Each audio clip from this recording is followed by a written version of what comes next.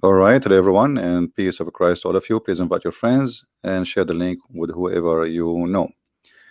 Today, our topic is about Shia, and we always talk. Usually, we talk about Sunni because they present the majority of Muslim population. Uh, but Sunni is many sect too, same as Shia. Shia is not one sect, but all roads lead to Rome. Shia are people who really worship the family of Muhammad, specifically the family of Ali, starting from Ali and his children. The Shia, they have many beliefs. In Arabic, we call them batin wa zahir, which mean outside belief and inside belief. Shia, they practice taqiyya as daily bread and breakfast, which mean when a Shia he says something to you about his religion, does not mean he mean it. As an example, there is a person, all of you know, his name is Imam Tawhidi.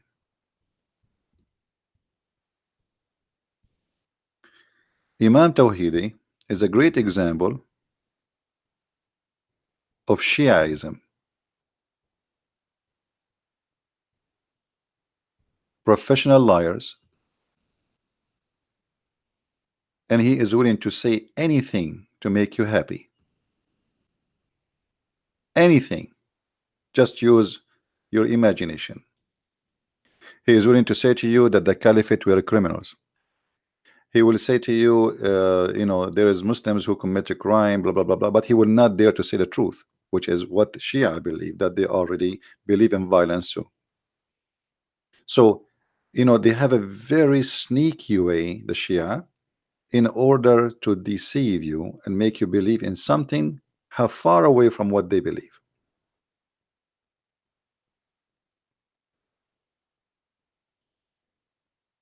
So they have two belief. They have outside belief and they have an inside belief. Outside is what you will hear from them.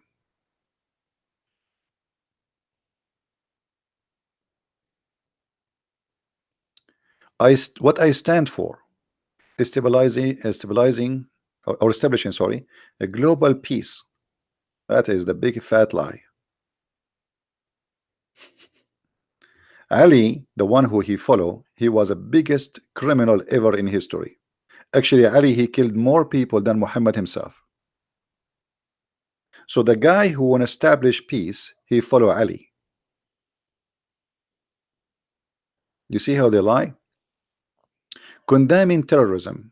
Ali, he burned people alive. Ali, he burned people alive. Gender equality. The Shia believe in renting women, the same as the Muslim Sunni. The Shia believe that a man, he can beat a woman. Tolerance and love. Absolutely. To the point Shia and Muslims, they kill each other until today. The whole war we see in Syria and Iraq is about Shia and Sunni. The whole war we see in Yemen is about Shia and Sunni. The whole war it's happening in Pakistan and it's about Shia and Sunni. Everything and Afghanistan it's Shia and Sunni, but they believe in tolerance and love. And if we ask this guy where he got this from, this is why he will never dare to even get close to me. We offer him to debate me, but he wanna join David Wood. You know, I'm not lucky. David Wood, everybody wanna join him, but nobody wanna join me. So today we have a sister who she is an ex-Muslim. She asked me if she can call, and I will let her present herself. She is from Iran, and she will call soon, and we will hear some of her story, and then we will continue our conversation. So please invite your friends. Uh, and if you are a Muslim, feel free to post a comment. Remember, our teaching is not about against Muslim; it's against Islam and against scholars and liars, or they claim to be leaders or imam, etc., but they lie to us. We are here to fight lies, as simple as it is. Uh, we will call our sister here and see if she is on ready.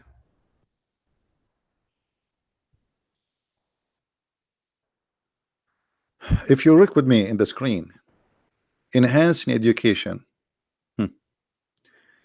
Shia society is the most behind cave time society. And then Shia, they speak about education.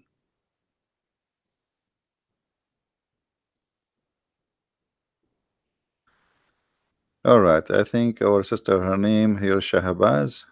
Shahbaz. I don't know. So we will call her. Let's see. Shahnaz, sorry. Shahinaz, I think.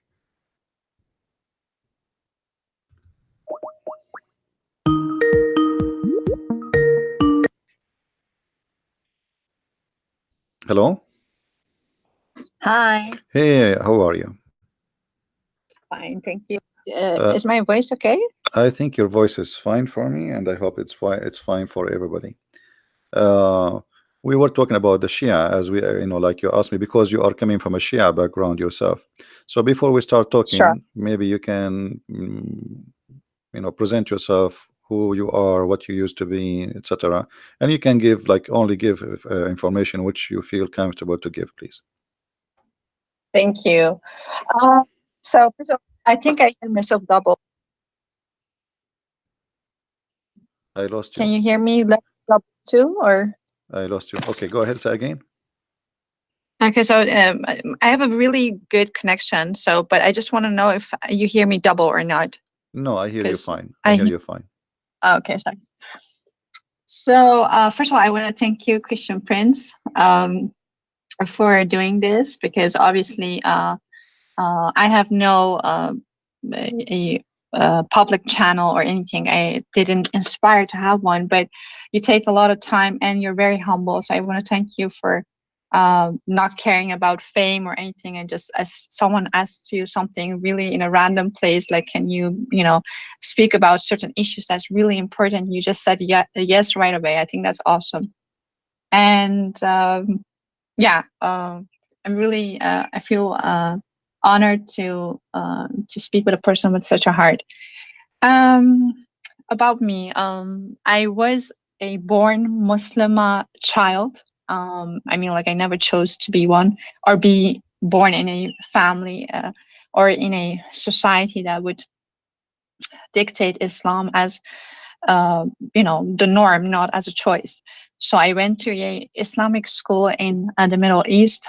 And from in Iran, I this is where I was born, and from a very young age, I remember creeds like "Marg Israel" and "Marg America," which is held to or debt to America and debt to Israel, Hmm. and certain stuff. But as an age, a very early age, my mom shunned Islam because it was just in before that was some kind of a cultural Islam that Iranians didn't know. They thought it was such a good thing, and you would kiss the Quran and you would put it aside and everything, but you would try to be your inherently, created person that God created to be good, in a, in a fashion or sort. They try to be good people, but in the 40 years ago, Islam came to Iran as some kind of a modern. It was modernized by Khomeini, and it was a very different concept. But so Shia Islam for me as a person, and for my background, my mom, kind of was in a very caliphate kind of, in the name of republic, but caliphate kind of way, came into Iran, and we flee Iran. So my background is just 8 years in a country that was Islamic. After that, my mom went totally. She said, if this is God, because in Iran you say Khoda Hafiz, which means may God be your protector. When you say bye, that's our bye. Hmm. And I remember that I was 16 or something. I said that to my mom, but we were already in Europe living here. And she said, may a dog be my protector, but not God. So that was how angry she was at Allah, because she read the Quran and she was like, and the Hadith as much as she could, and was very rare in that time to see what this whole thing was. Why was everything changing? The universities, she wanted to go study law, but that was just closed up for 2 years. Everything was closed off, and she would hear the most strange things ever.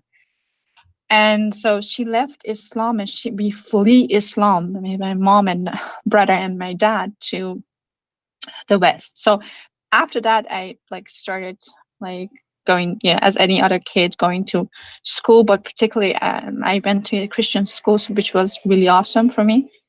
But then again, after an age of 18, I traveled back to Iran, and I was really interested in the Middle East and the culture, the classical culture, because I was all intertwined with Islam. So I started this whole path on Sufism and Molavi and Shams and all these people, which was all from the East, Far East, influences from the Far East, but it sounded like better than Islam. It sounded some kind of a self-actualization through, spiritual practice of Mhm. some sort.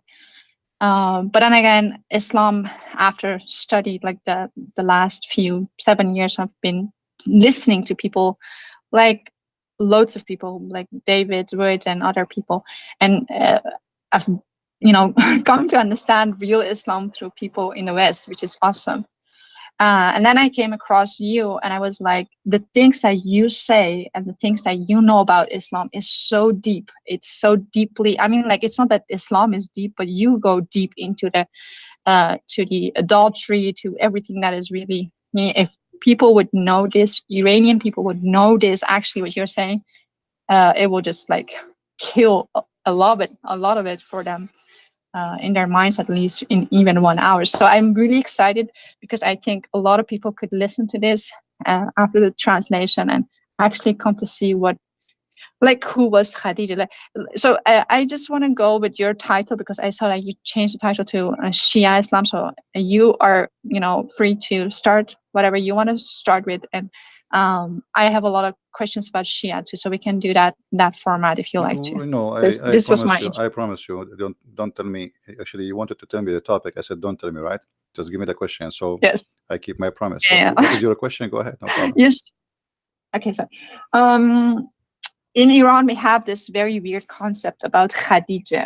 Mm, We think we have been, thought this for years now, decades, that she was a very, we say moment. She was a very good woman. She mm. was very articulate, but also very learned, and she was very rich, as she was his Muhammad's first wife. And I like you to start about her character in the most detailed way, fashion that you can, because I think that's that's a huge lie, one of the lies. You see, first of all, always Shia and Sunni, both of them, they share the same thing, that we have to praise anything touched or live with Muhammad, even if it's a cat. So anything around Muhammad, belong to Muhammad, owned by Muhammad, have to be praised. Except the Shia, they always insult Aisha, and the reason for that, Aisha, she took an army after Muhammad's death to kill Ali, and that make her rejected by the Shia, and they curse her in every prayer. So Khadija, the same as the rest of other women, she was supposedly something special for Muhammad, because all the women of Muhammad are special. But here, the Shia, because when they focus in insulting Aisha, they try to focus in to make themselves look better. Look, you see, we insult Aisha, we attack Aisha, but look, we respect very much Khadija. So the point of respecting Khadija so much is not really because they care for Khadija as much as to cover up their insult to the wife of Muhammad, which is his favorite child wife. So Goli, right? Sorry. We in Iran we say so Goli, which is the favorite wife, the Yeah, favorite the favorite, because wife. she's a child. Muhammad, he liked to have sex with his children. So she is his Yes. favorite. This is why Muhammad, he said he favor Aisha the same as he favor a dish than other dish, which means this is his favorite dish. So Muhammad, he consider all Wow. women are dishes, and Aisha is the favorite Wow. dish. Yeah. So when the Muslims, they say, and the Shia, they say that Khadija is a very special woman. Well, all the women of Muhammad are special, because Khadija, the important about her, she is very rich, even though she is old. But Muhammad, he used her money and her, let us say, position in the society, so he can be called like a master. So a person who was no one, poor, have no home. Muhammad don't have a house even. He was a son, he's an orphan. Actually, most likely nobody knows really who is the real father of Muhammad, and there's many evidence about that. And I believe strongly, this is my own belief, the real father of Muhammad is Waraq ibn Nawfal. And this is why you Wow. see the story of Khadija always attached to Waraq ibn Nawfal, who is a cousin to Khadija. And this is why I believe Khadija was Can you spell that? Waraqa ibn Nawfal. Waraqa Waraqa. was a Nasara, not a Christian. You see the Quran, if we go in the Quran, we will find that not a single place the Quran says the word Christians. The Quran call us Nasara. And we as Arab Christians, we never use the word Nasara. We do not know even where this word coming from. Let us say, generally speaking, unless you are a very educated person to know. So if you go in the Quran, you will find only the word Nasara. Okay, but who are the Nasara? The Muslim, when they translate the Quran, you will say they will see they translate it as a Christian. In fact, they are not Christians and they have nothing to do with the Christians. Uh, and even Muhammad, he called the Right, we're Jews. sectarian, right? Nasara is a Christian cult, which is the same as Jehovah's Witnesses today. They are not Christians. And Yeah, they're sectarian. Yeah. yeah, in the same way, you know, for Muhammad, he don't even know how to call the Jews, so he called them Yahud. But Yahud are Yeah. not really the name of the Jews. How you can call them Yahud? Because even the word actually in English Jews is not really accurate, because Yahud is, you are talking about a specific group of the Jews, not the Jews. Yes. So Yeah. Muhammad, he do not know how to call the Christians. He misquote the name of the Christians, misquote the name of the Jews. He called the Christian Nasara, he called the Jews Yahud, and both are wrong. Now the Muslim, they say, including the Shia, that What Khadija, is she the right? was What would be right? The right phrase for Jews? Print here. but the Israeli, because simply they are the Oh, children of Israel, exactly. you know. Yeah, uh, like Jacob's name. That's how the yeah, tribes tell. actually Yeah. even the Quran kept them, called them that name many times. But Muhammad, when he want, he called them Yahud. When he Yeah. want, he called them the children of Israel. And So what does that mean? Food. Yahud is coming from the Yahuda. You know, the like there is a One maybe we who can make a betrayed sanctions. Jesus.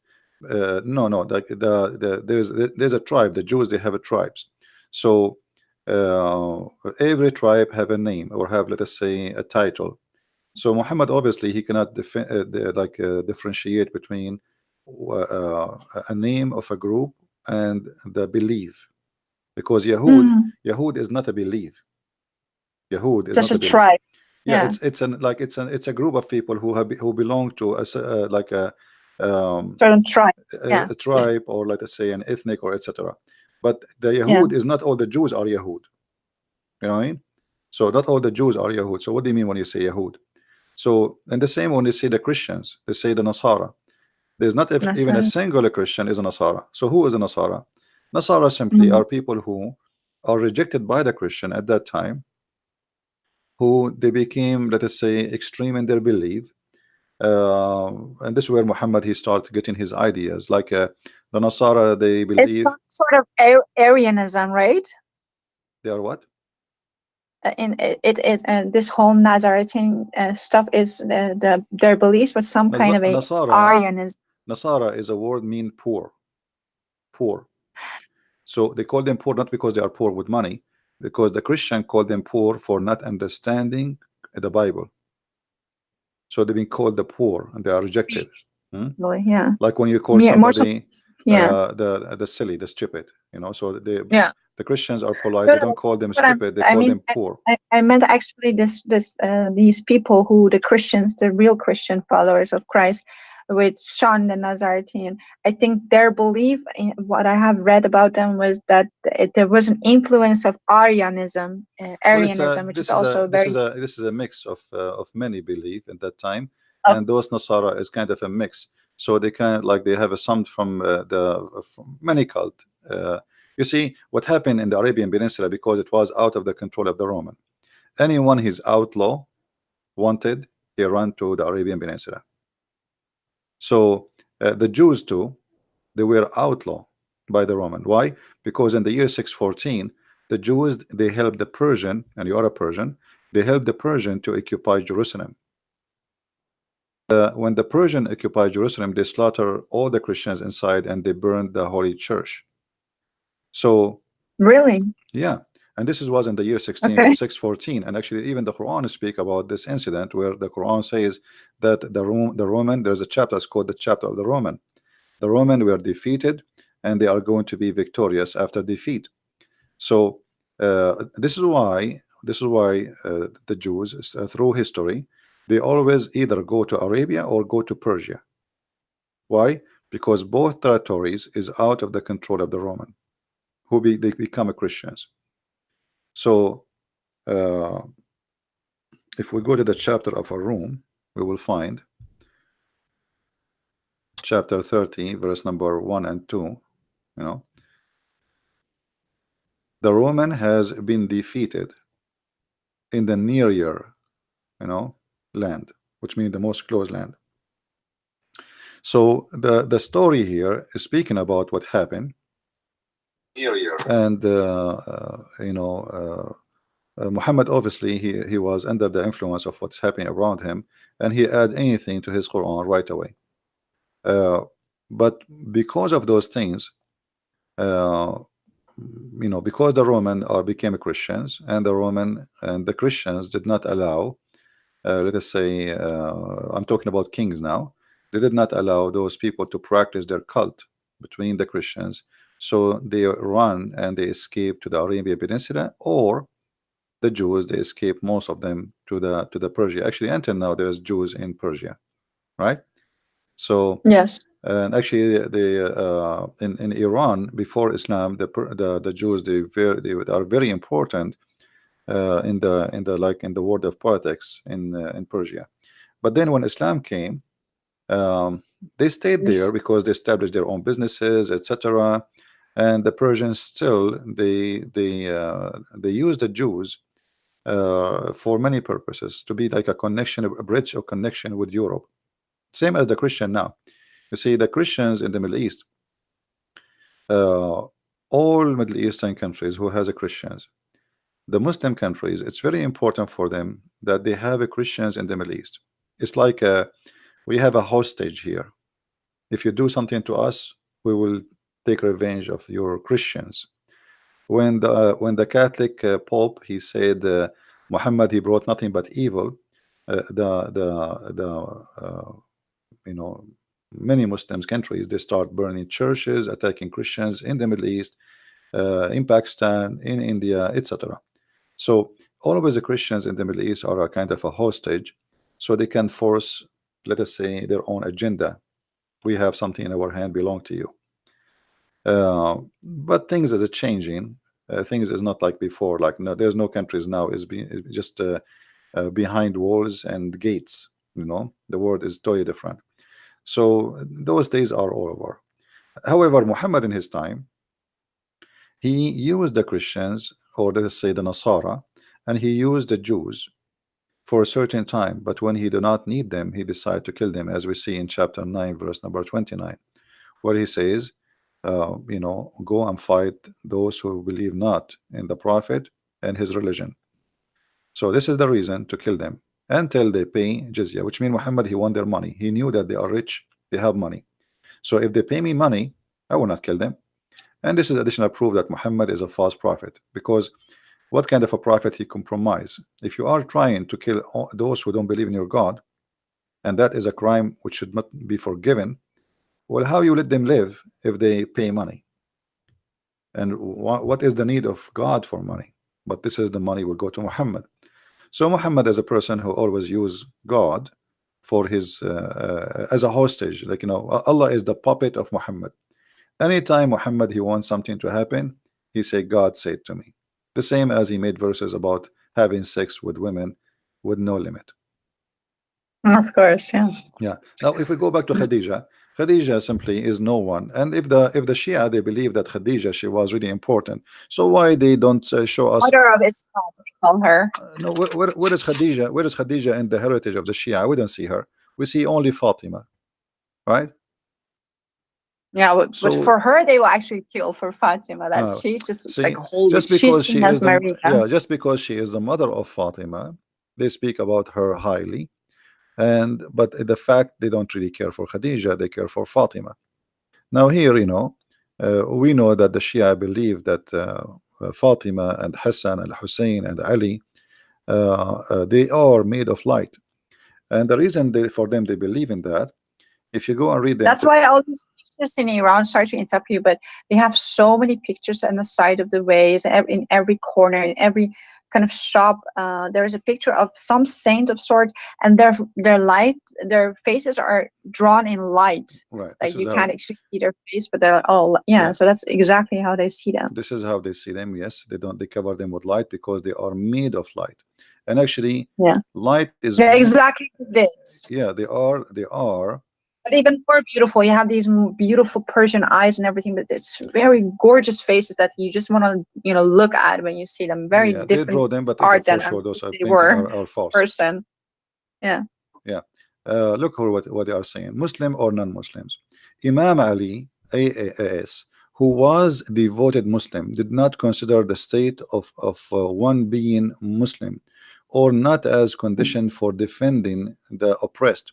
For Imam Ali, it was important to establish justice and defend the oppressed and be stern toward the oppressor, whoever the oppressor be. All of this is nothing but a big fat lie. Ali, he killed, he Oh, raped, he oh, stole. Khamenei, Ayatollah Khamenei have Yeah, said that. and the Okay. one who is talking about Ali, how good he is Al Khomeini, who was killing people for leaving Islam, who was slaughtering people for being gay. You see, the Yeah. Shia, the Shia, the Shia, they have two faces: faces for public and faces for indoor. So for public, Exactly. yeah, in public they say things which is far away from their belief, but indoor the story is different. Kill them wherever you find them, slaughter them, etc. And the Shia, they believe clearly that anyone who leave his religion, kill him, the same as the Sunni, no different. And they So do every day. they do that every day. Every day in Iran, you will see some people they are hanged either for blasphemy against Ali or Muhammad, or for becoming gay, or if you becoming Christian. So choose one to be killed. By the But way, did you know that you're on their site, on their radar? They make your name and everything. they have my name. You're on their radar. I've seen it in their sites. You're on their radar. They know you exist. I think you're from the CIA. Yeah, for sure. Anyone is against Islam. Yeah, they made a video actually in the Iranian TV about me. This is Yeah. many years ago. Yeah, I saw that video. Uh, anyone who Anyways, exposes back to anyone who the expose their lies, he is an enemy for Allah. always. They're And either now, a spy from yeah, from and let Israel, us or see, they're from let us CIA. see the tolerance of the Shia. So if I go right now to Iran and I stand in the corner says Muhammad is a false prophet, what will happen to me? You will be imprisoned and you will be Executed. accused They will for kill me in the street. insulting the They prophet. will kill me in the street. They will not even take me to prison. They will cut me pieces. So they say things, this is what Shia is about. You see, Shia and Sunni, both of them, they practice taqiyya. But Shia, taqiyya for them is a More. style of Yeah. life. Like you have to do taqiyya in everything, anything, even with your wife. You know, there's tons of videos. Especially with your wife. They call these people, these akhuns, these people, and they ask them advice for marriage, and these idiots would actually say, just lie to them, say you will buy them gold and don't buy them gold, and this so simplistic, as if that will solve the issue. As if women just want one thing, they want gold, and they're stupid and dumb enough to just want that. And the other thing that is, they say zat zan, that it's in her thing, she's made of it, is jealousy, and she will make everything, like she will break everything with her jealousy, because jealous women go to hell. I mean, like, I hate them for all these lies. But go on, sorry. Well, the Shia actually they don't respect women at all. At Way all. way more than the Sunni. The Sunni don't respect women too, but like if you go to the books of the Shia, as an example, if you go to the book of Al Kafi, which is like equal to Al Bukhari for the Muslim Sunni, in volume number 5, page number 500. Let me hold on. I don't want to give a wrong number. I don't remember exactly, but it was 500 something.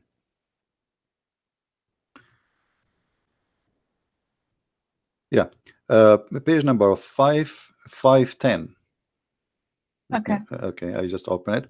So uh, the Shia, this is Shia, this is not Sunni, so Shia cannot complain. Uh, the Shia, they believe that women, when women she get older, Oh my she God. lose the best of her good. She have two part. She have two part of her. One part is for evil, and one part is for her beauty. Uh, and when she let me translate in English. I will use Google translation here. Let us see.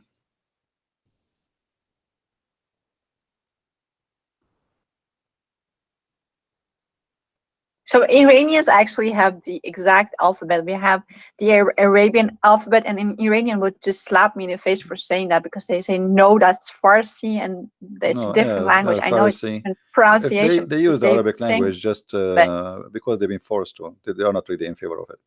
Here you see the yeah. Messenger of Allah said. Uh,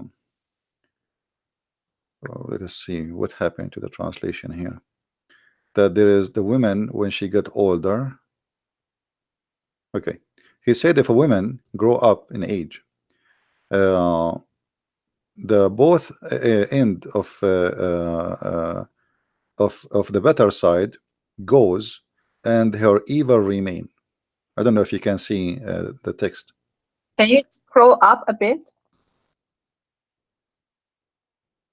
So if you are a woman and she like you are, and who is an old woman here? An old woman is not really an old woman. Old woman who she cannot have babies, and she is not pretty as when she was young. So that the good part about the women, and the rest is not is a pure evil. So women in for the After Shia, her menopause. huh? After her menopause. After yeah, after she don't have menstruation no more. So what is the use of the women? Menopause. Yeah, what is the use of the women? Nothing, because she cannot have Not babies, and she is not beautiful. motherhood is So the only thing in Islam that has some sort of respect. So from women, you're upgraded when you're a woman, sorry, when you're a mom, and then you actually get to dictate what your son does and everything. It is a whole sect in itself. But as exactly as you say, women are just sex objects. You marry your position, your yeah, sex but object. That's what women are. remember Yeah. they said to you before that they respect too much Khadija, correct? Yeah. Okay, well Khadija now she become older. So what is remain of her when she's old? Her evil part, right? That's what it says. So Wow. this is how they lie. You know, you know, Shia is Wow. like is a collection of Tom Oh and my Jerry God, stories. that is so inhuman to make a woman who's older turn her into the evil part. So you actually have an excuse to, the Jews have 600, in the time of Jesus, they had 600 reasons for divorcing a wife, which would salty food would be one of them, the requirement. And this is actually even more evil than that. It's the same in a sense, in the same spirit, this Pharisee kind of way of living. You can do whatever you want, and then you can put it on a woman, you can project it on a woman. But this is even more evil, because you're saying a woman who has done everything for you, and now she's older, she's in a menopause, and she's most probably the mom of several kids. Instead of thanking her, instead of being loyal to her, now you're turning her into the black sheep, and you're saying you're able to do evil upon her. This is how as evil as it gets. No, here actually this is more than this. The issue here that Islam, Shia and Sunni, both of them they look at the women as nothing. Excuse my language, nothing but a private part. So for them, she is just a sex toy, and you give babies. So this is a sex machine. She give babies for us. So this is the benefit of her. We enjoy her in bed, and then give us babies. So if she don't have the beauty and she don't have the basis, so what is left? So what the Muslim Shia and the Muslim Sunni agree that she is nothing but an evil sex machine. And if she lost her beauty and she cannot have babies, so what remain? The evil, because this is what she is. So there's nothing, Oh, nothing good. There's nothing good on the women. So this is how they lie when they say, okay, we respect Khadija. Well, Khadija, she was an old woman already. Actually, the Shia, they but say that she was the master of Muhammad, because I think he was her sex toy, and I think she was so rich and so influential. If he would come with these ayahs, with these surahs, he would be beheaded by her. But yeah, okay. When she died, he came all with all these revelations, yeah, new but you know, revelations about what a woman is in her older years. Muhammad, he married Khadija, she cannot have kids. So the Shia, when they say Fatima, she was the child of Khadija, this is a big fat lie. Uh, Wow. yeah, because Muhammad have no children. Those are the children of Khadija. You know, if you think about it, Muhammad, he have a child from Khadija. Okay, he married 13 women and he slept with tons of slaves after that. He could not make one of them have baby, you know. So Muhammad They have say no they all children. died. He, That's they no, say no, they no, all no. died at a None very of young them age. died. The Maria the Copt, she get pregnant from her cousin, you know, or from people sleeping around because she's a slave. You know, you have no control of her. So, and even Aisha, she said to him many times that this is not your son. He don't even look close to you. But Muhammad desperately he was looking to have a son, but he could not. Now, Can uh, you do you have this? Do you have something to show me for that, for like for the audience? about the sons of Muhammad, well, the Quran Yeah. is the clear proof. The Quran says that the one who accused you that you don't have, you know, you cannot have babies, he is the one he cannot have babies. Chapter of Al-Kawthar, chapter 1:8, verse number 1, 2, 3. I mean, it's funny to call even this one is chapter. Look, it's just a few words. All of it is about Muhammad. He don't have a private part. A man, he said to him, you don't have a private part. Allah, he get involved, and he said to Muhammad, don't worry, be happy. We give you Al-Kawthar. If we go and check Al-Kawthar, we will find Al-Kawthar is a river which is very white and sweet like milk. What is the relationship between a guy accusing me of not having a private part, or my private part doesn't function, to promise me with a river which is sweet, white, like milk? This is a sperm. And then he says, because the sperm of Muhammad, he have to be sweet, because he is the sweetest ever. Then therefore, praise Allah for a sacrifice for him. Sacrifice for what? What happened exactly? Because he gave him a river in the heaven. What about you make him now having sex and have babies? And then, and the one who make you angry, Muhammad, actually he is not making him angry. He is making fun of him. He is downgrading Muhammad. He's insulting Muhammad. He will be cut off. Okay, cut off from what? Cut off from what? He will be cut off from having babies. Change the translation right away. You will find the translators. This is why we say never trust a Muslim translation. Never. They lie. We change the translation. Look, there it says from the hereafter. Here it says from having children. Do you see it? So the whole story, So he was people just are making fun of someone who was Muhammad. obsessed with himself because he had this defect, and men, for men it is you are money. You know that this is Absolutely, very yeah. important to a man. So he like, okay, that's huge to know. I never knew this. No, I think many this with is me why don't know Muhammad. This is this. why Muhammad. He says, "I was the most weak person between all mankind in sex," and then I invoke my He God, was Allah. bragging about his sex all through this, through the Quran and Hadith. Well, That's also a he reason. brag No about it. Yeah, normal person brags about their private life, he right? No brag. moral person would No, do that. he brag about it because he's trying to cover something he believe it's Purpose. missing. You know, that's why he brag. And Muhammad, he said that I was the most weak person between all mankind in sex until Allah, I invoke Allah, and He sent me a dish of meat, al kufayt. I ate it. I get the power of 40 men. So even this miracle is very funny. I mean, if the Muslim, they say if Allah wants something to be, He say be, but Allah could not fix the private part of Muhammad, so He need to go to the kitchen and make shish kebab, and He sent it to Muhammad, and Muhammad ate it, and then Muhammad then boing, he's good to go. Uh, all of Islam is And a like she's yeah, Islam is a collection of stupid story. Additional to that, oh, the Muslims, because this is your interest about women, the Muslims, Shia and Sunni, both of them, they believe that women, she is created for sex. If you, there's a book, it's called Al-Khisal, by Sheikh God. al-Sadduq. Al-Khisal. So this is Shia book, not Shia, not Sunni. And by the way, Sunni, they agree with that too. So there's a hadith where it says that Allah gave the women 10 part of a sexual desire, one of it only for the man. So the man have only one sexual desire, or let us say joy when he have sex. The women, she have 10. And then and then he says, but because Allah, he made the women shy to say her desire, she don't say it. So they always, they view the women, actually let me find it for you. Always they view the women as a sexual entertainment. But Okay, also someone who there we doesn't go. have control, right? Yeah, the women, Allah, he made her in such a way. So he says, let us translate to English. Hold on, so people can read.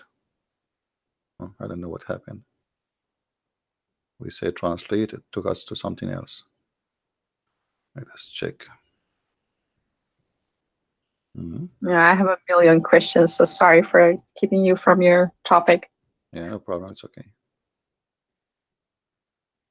All right, here we go. We switch to English.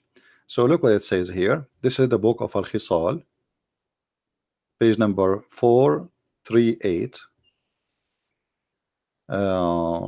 Here it says, in the authority, etc., etc., it says, Allah made, yeah, the translation is not good, the women sexual desire 10 times when she have sex.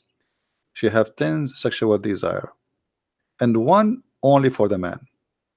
But because Allah, he forced modesty in the women, so she cover her desire. You know, she don't talk about it. All right. Yeah. Okay. So this is how they view always the women. And this is why Muhammad, he brag about his sexual desire, but no women she brag about It, his sexual what desire. Allah has made love 10 parts. What does that even mean? 9 of them in women and 1 of them in men? It's Well, just so he gave the poorly women, written. he gave the women. This is why Muhammad, he says the women, she have 10 private part, 10 private part. One of them is her What does private that part, mean? the one between her legs. The rest are her hair, her voice, her eyes. All of them. Women, she is always a private That's part why in we Islam. have to cover up all these parts, Yeah, right? because this is when she get married, she cover only one, and the rest is still exposed. So she have to wear the burqa. You know, when a woman she marry, only the private part between her legs is the one is covered. Uh, and then the Muslims, actually the Shia, they go farther. This is why I have my book Sex and Allah. People can read it. The Shia, they exaggerate and they speak about. They are obsessed with sexuality, obviously. So they claim that the women, because their imams, they told them that women she have 10 sexual desire, and if the women she got horny, she can really do what 10 men cannot do. All right. So uh, uh, let me find this.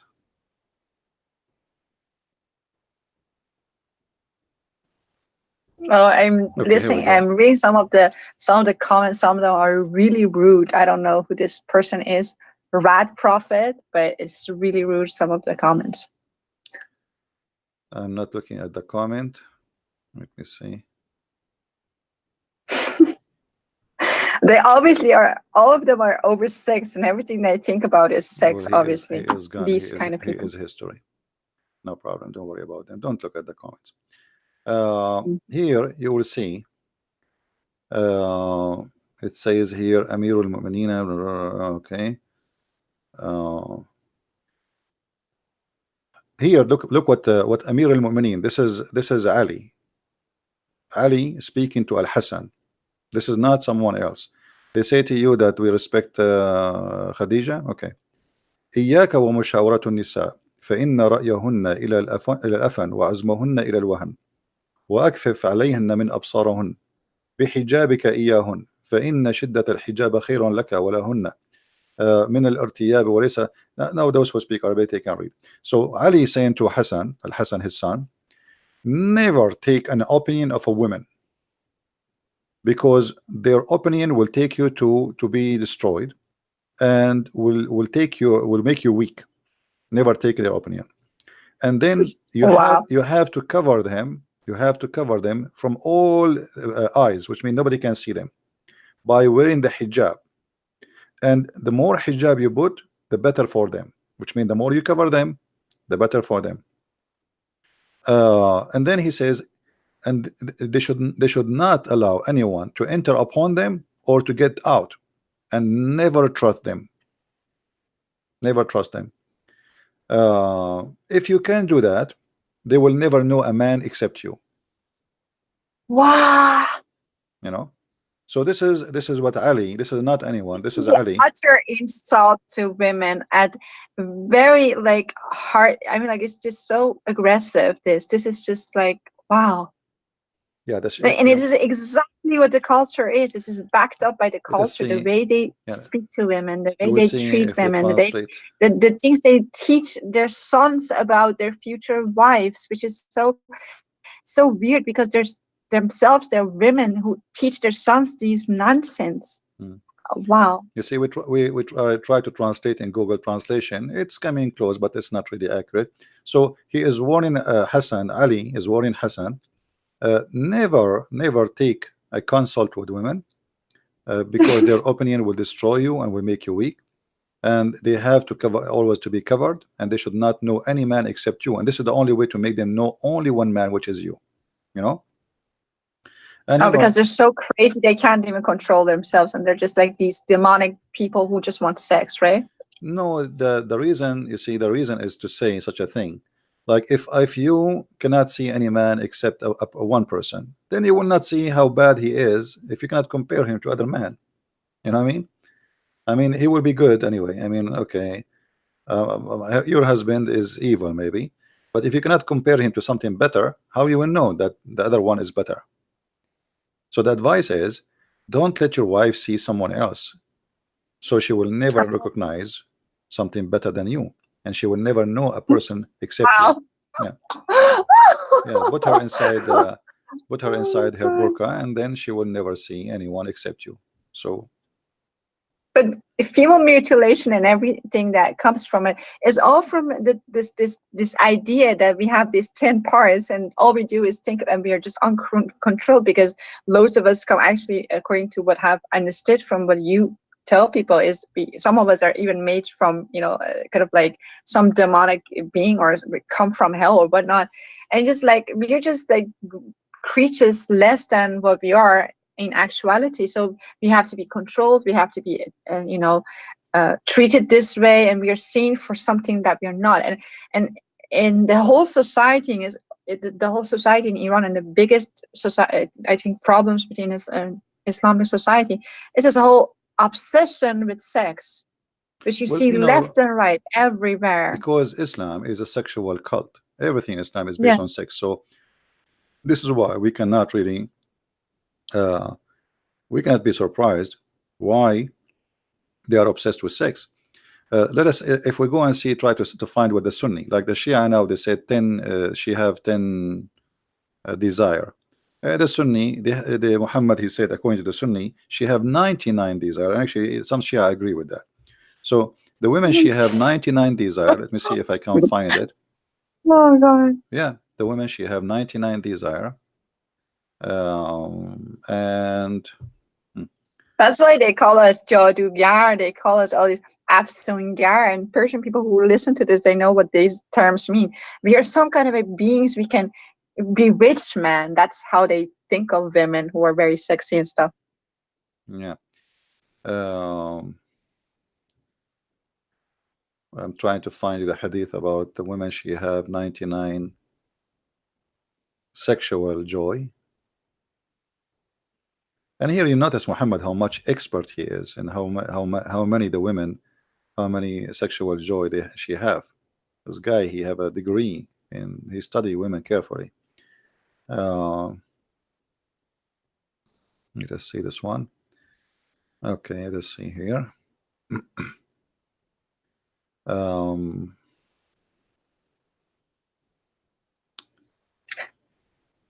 let's see. Someone says, I have butterflies on my screen. What should I do? I think you should refresh your page. I'm That's what not you should showing the do. screen right now, so don't worry. I did not show the screen. I'm looking for the reference. like No, I think someone's screen just froze and they didn't know what to do, so I just gave okay, answer. yeah. Uh, you see, like if you talk to a different person, he will take him a year to find reference we are talking about. I mean, for me, because I memorize it in my head, I'm trying to find. You're the king. Well, I do my best. Let's see. No, I've I never seen found. someone like you destroy Islam the way you do, utterly destroying it. Well, Islam is very easy to destroy anyway. I mean, it's a stupid cult. No, you're just too humble. It's not that easy. You're destroying it, but everything that God gave to you, of course, it's God gave all the grace, but it's just amazing. But go on. Let us see here. But this one is a Google book. We can translate to Google to English. We need something which is can be translated.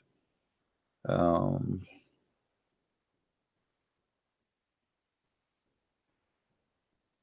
well, look So like people, we have no they seem choice. to be We have to about me show. being a Muslim. They think I'm not a real Muslim.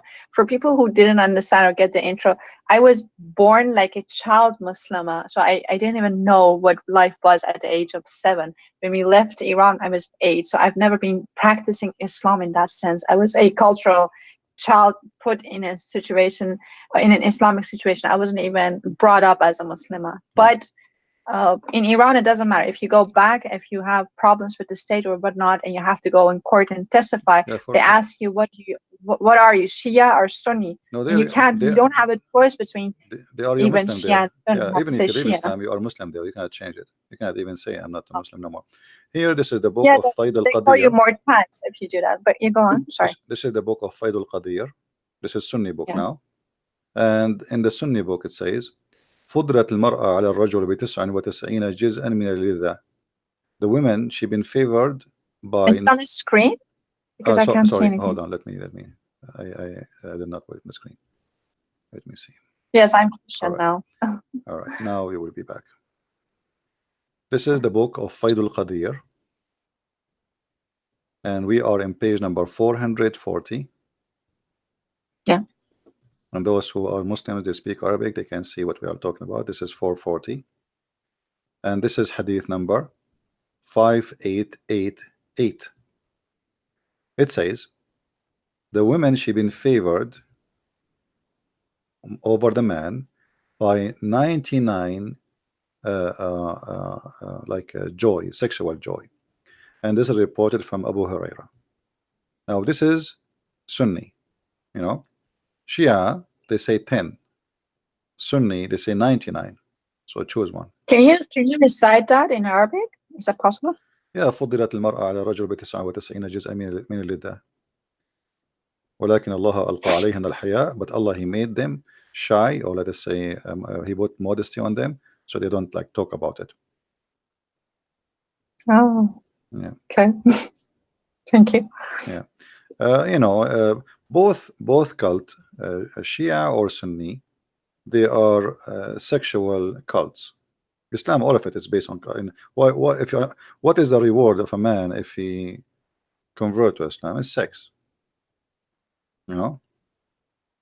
Eternal sex, that is not just It's this all, yeah. life, but It's no. It's, I in mean, it's heaven always there about is, sex. there Always is a about sex. sex mansion. Yeah.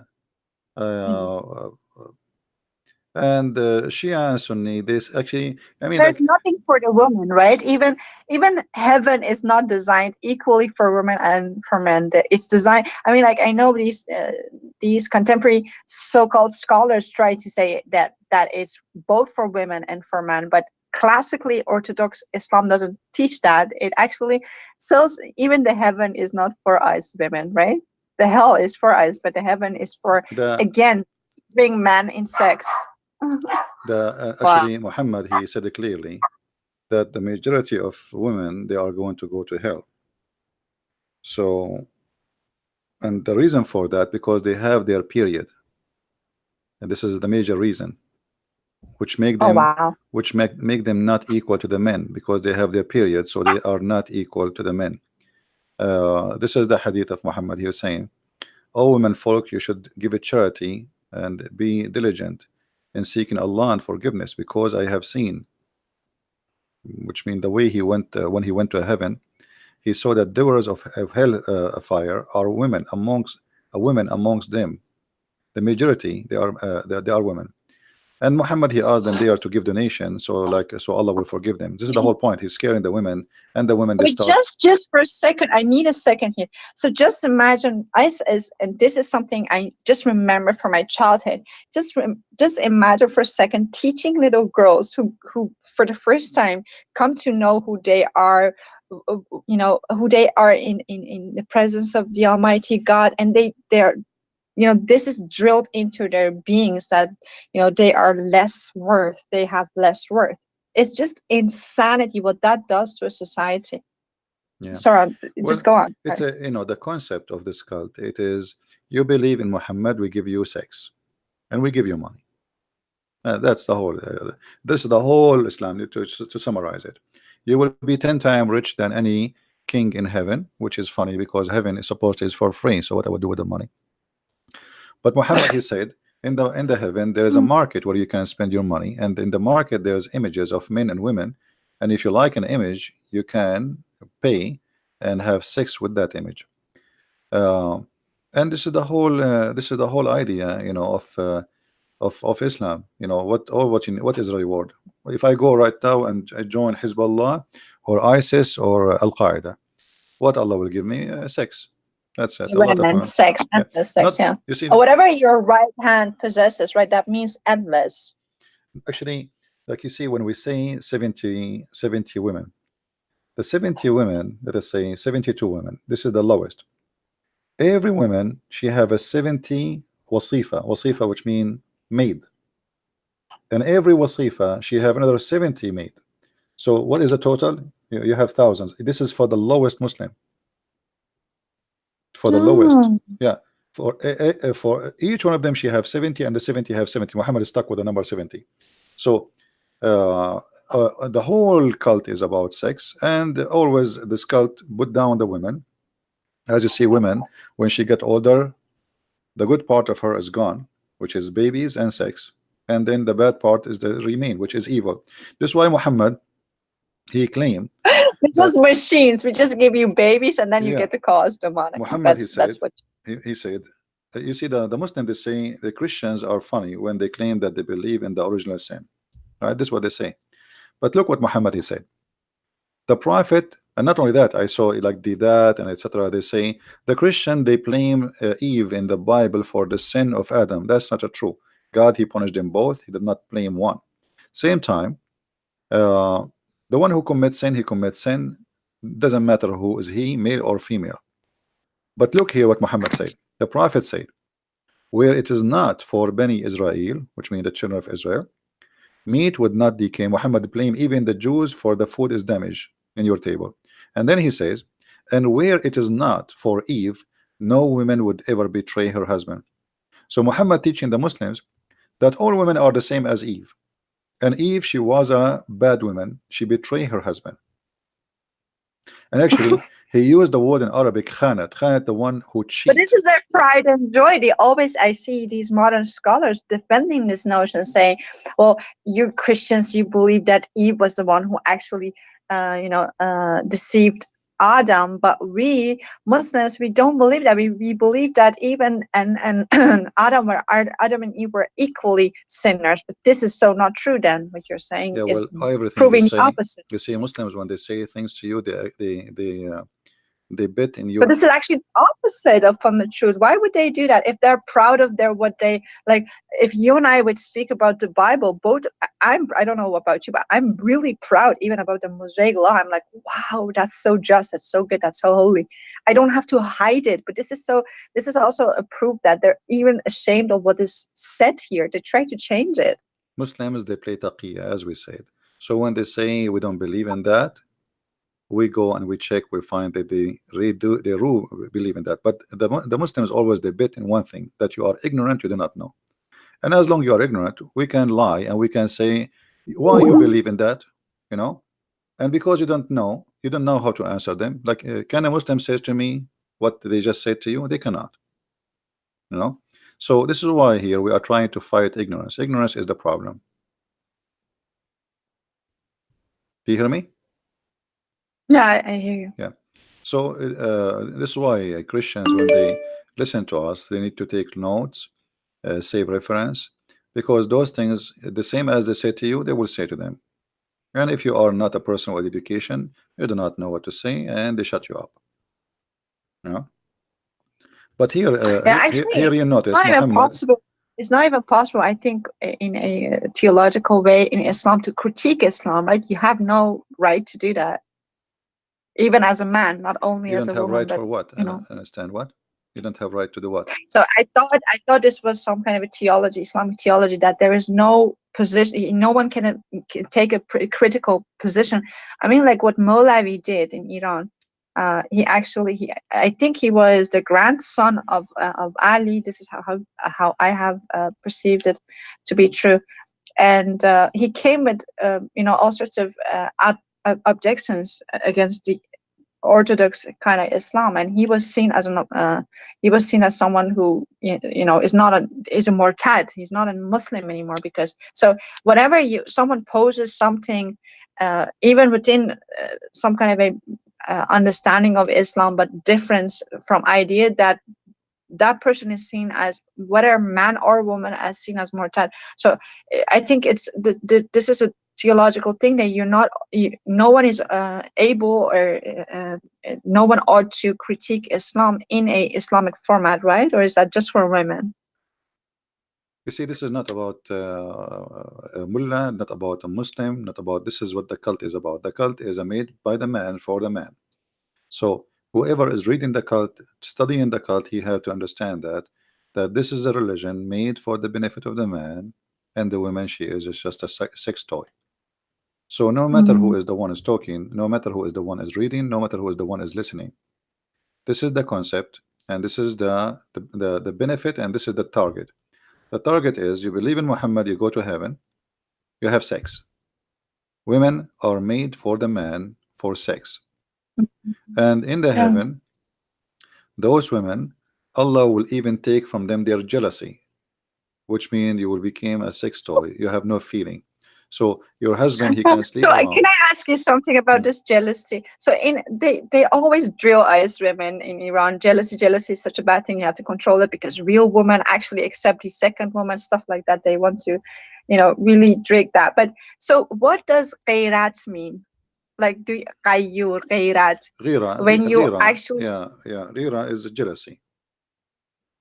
no, well, ghairat is jealousy. Yeah, the ghira Okay, is, so I thought Khairat means what we believe in the Christianity to be zeal for God, righteous jealousy what God has for us. yeah, jealousy have Does many Islam meaning. have a Jealousy have many meaning. Depends, you are jealous about what. A woman, she can be jealous from uh her husband. He's talking to some women.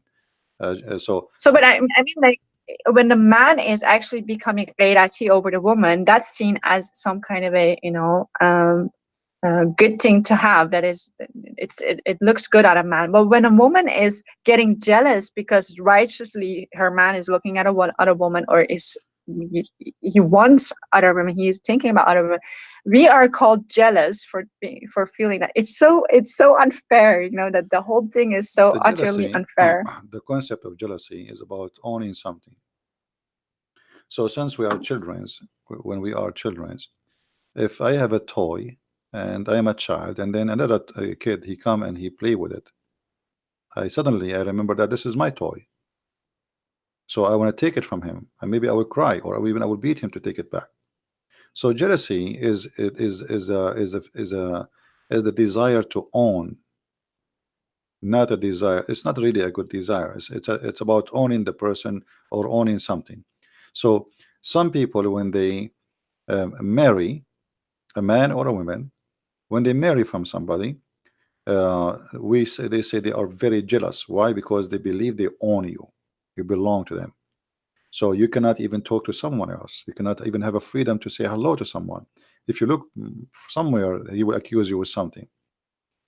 That is a sign of obsession, of ownership, and not love. This is not love. This is ownership.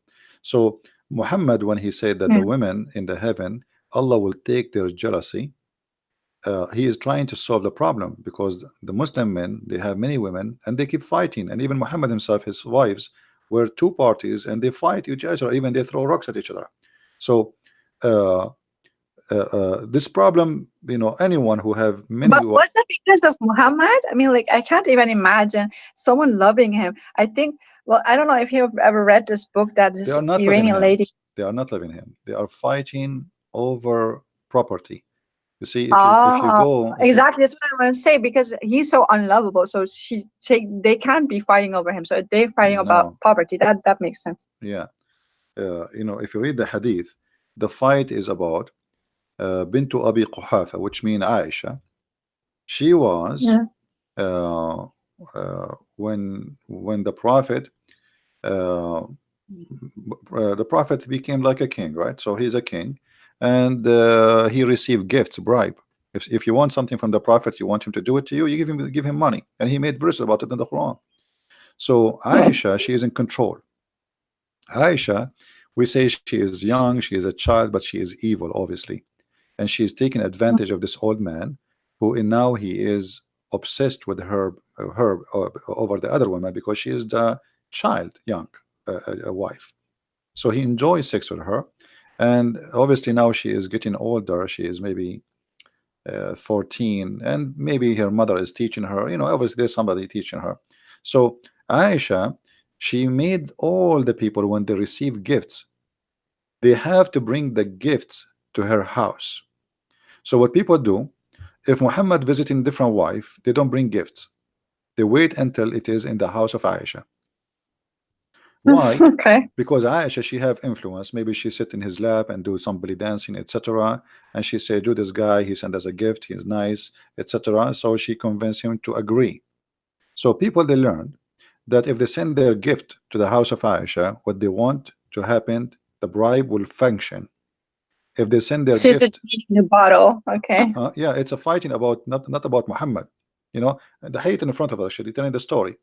And they came to him, even they sent his daughter, supposedly Fatima, asking him to be equitable, you know, regarding the matter of daughter of Abu Quhafa, which mean Abu Bakr.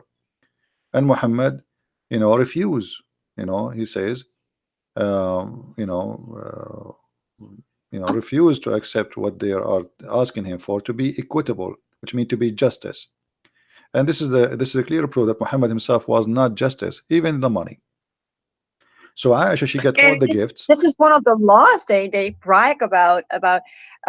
So they always say men they have the ability to marry other wives, but the first wife should actually totally agree, and she No, should that's give false. consent That's and false. everything. There's nowhere That's anyone he's saying that women she have to agree. He's a big fat liar. Let us show us the reference where he got this from. That's a big fat lie.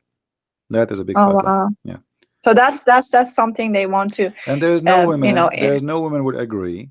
I mean, it might be rarely occasion, like somebody he cannot have kids. His wife, she know that he's a nice guy. He's a good for her, and he don't want to marry anyone. But he want to have a kid. So she said, you know what? Okay, marry someone, other woman, maybe because she think it's her who cannot give him a baby. But this is rare. There's no woman she like to share her husband with others. And where in the Muslims when they get this that a man he can he in order to have a second or third wife. Actually, the Quran never said marry one woman. The Quran says go if, which means have sex with a woman and a two and a three and four. But So is this also how Arab people actually really understand it, or are they as ignorant as we have been? Uh, no, no, no. They understand it very well. are are You see, there is we said there's something for public for people who speak English, and there is people for indoor. There is nobody believe how in do you this say God. that in Arabic? Sorry. Can you say can you repeat that in Arabic? How you actually say there's something for indoors and something for outdoors? يعني في الداخل وفي الخارج. Inside, the inside teaching, when the Muslim they close the door of the mosque and the windows in Europe, they start talking about the kuffar, how filthy they are, we have to do jihad, etc. When a foreigner he come, he open the door, he say Islam teach peace, we love mercy, and we know Islam says to us to respect others. In a house of peace and dava. That's what you're referring to, right? This is no, this is called taqiyya. This is the taqiyya. Yeah, I mean, but in the house of peace with Muslims, you don't lie and you are being whatever sincere. But when you go outside the door of Islam, you can actually, do taqiyya and lie No, you for can Islam. lie. Or is it also for with Muslims? No, Can you also lie to Muslims? you can lie inside Islam because the Prophet said you can lie in three Really? cases. Yes, you can lie to your wife, your family, your friends, and your enemy. So who's left? Nobody. This is not in the Who was Darwin's. left? Yeah, who is left? Nobody. But if you go to the chapter 3, number 28, which is the taqiyya is coming from, you will see that it teaches clearly that a Muslim man, he should, when he speak to, for sure, this is when he was weak. As you said, the country which is not his, he didn't have control over it. So here it says it's forbidden for the believer to take the hypocrite, and supposedly we are the hypocrite, to be their friends. However, and the one who is sincere to take them as honorable friends, if he is sincere, seeking honor and might and honor with them by taking the hypocrites and disbelievers as a friend, both he has no connection with Allah. So the second you take me as a friend and you mean it, and you are sincere about that as a Muslim, that's mean you are not a Muslim no more, you are apostate. So he have no protection, no connection, no honor, no mercy. So the Muslims can kill you, rape your wife, take your money, unless this is the exception. So I felt bad. there's an exception. Hold on. The exception is if you want to take them as a friend, but you don't mean it, it's okay. So look what it says. Unless to be, but you guard yourself against them. Save yourself from them, taking it as it were security. Saving yourself from them by speaking in a friendly way toward them while your heart is like this. So your heart always should be The this like very that. definition of how to be a hypocrite. This is just That is Islam. exactly that. Islam is about hypocrisy. It's satanic. It is totally satanic. So he can not take you as a friend. But if you go in the West, in America, you will see every Muslim saying to someone who's not Muslim, "Yeah, we're friends," and they invite you to their house, etc., in order to maybe to deceive you and make you believe in Islam. But as you see, this is the teaching of Islam. This is not my quotation. This is not my words. This is Ibn Abbas, the cousin of Muhammad himself. This is not me saying that. This is, by the way, the official government website of How the is King he? of How is Jordan. he a cousin? By the way, we don't know anything about Muhammad's father. Even how can he be Well, this is a what they say. cousin? They say that this is his cousin. His name is Ibn Abbas, and whatever they say, we go with it. No problem. Hmm. Okay. Yeah, but this is what this cult is about. It's about deception and lies.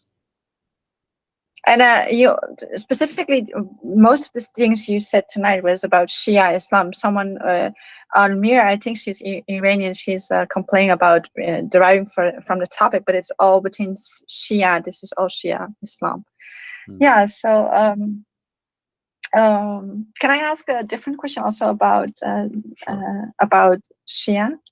Go ahead. So, can you tell me more about the character of both Hassan and Hussein? Because that in Iran, Hussein is praised actually as a maybe because I think Muhammad, as you said, is Hamd bar Ubad, like the one who is being praised, right? So he could be anyone. Hmm. It's very vague for me, all these names, but Hussein is actually it almost for some people it's an incarnation of who Muhammad was. So they in actuality either praise some people praise Ali and some people praise Hussein, not so Hmm. much Muhammad though. I've never, yeah, they say like salawat bar Muhammad or all Muhammad and stuff like that, but praise be upon Muhammad and his followers and his family, but like it's still really vague for me. Do you have more information, cultural information, like you and background context about who Hassan and Hussein were and their lives? And do you know something about this epic fight that he had, and he brought his son into that fight, and what happened Well, to him, which uh, made him shahid? there's many stories. All of it, obviously, it's a fabricated stories. Uh, as an example, Ali himself, he was not born in a normal birth. His mother, she gave birth to him in the Kaaba. This is Shia stories. This is Shia stories, and there's no source for it. I mean, Shia, they have tons and millions of stories. So, uh, he is the only one who was born in the Kaaba. You know, Some sign of a Jesus figure in actuality. yeah, they have like a lot of stories uh, about Ali and about Al Hussein and Hassan. Like as an example, when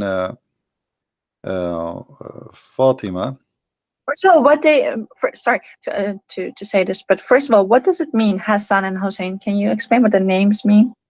Hassan mean good, like Yeah. good and good. Hassan and Hussein is the same actually. Well, really? Both, Okay. yeah, both are like Good. the good and the good, you know. So Hassan The and good and Hussein, like the one is good and the one is uh, uh, the source of good, or let us say um, it's about being good. You know, it's not really too much different. But the Mhm. it's not here. Not a problem. The problem is that the Shia, they believe that Al Hassan and Al Hussein, they are created from light, and Ali. Now they don't mention Muhammad too much because simply Muhammad is just a cover up. You see, the Shia don't really care for Muhammad. They care really No, for Ali and his family. But Hussein. Yeah. Muhammad is a cover up to make themselves look like still we are a Muslim, you know. So the Shia, they believe, and they have their own interpretation for everything. So they say that the Quran says that Allah said that Muhammad, he is a light, he's a lamp. All right. And they, Yeah. from this interpretation, they say all the family of Muhammad, they are made of light. They are creatures made of light. They are not human like us. Mm. There's many videos on the internet actually speaking about this issue, that they are really made of light. They are not a human like us. They've been given shape of a human, but uh, they are not a human. They have the look of a human, you know. Uh, and then they involve Al Hassan Al Hussein, that they are the one who can take you to heaven. As an example, let me see if I can find some stories about them. Um,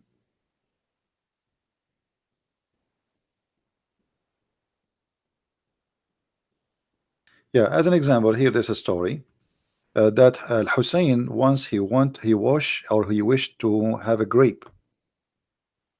Hmm? He wished to have Yeah. a grape. So what he did, uh, uh, he hit the ground with the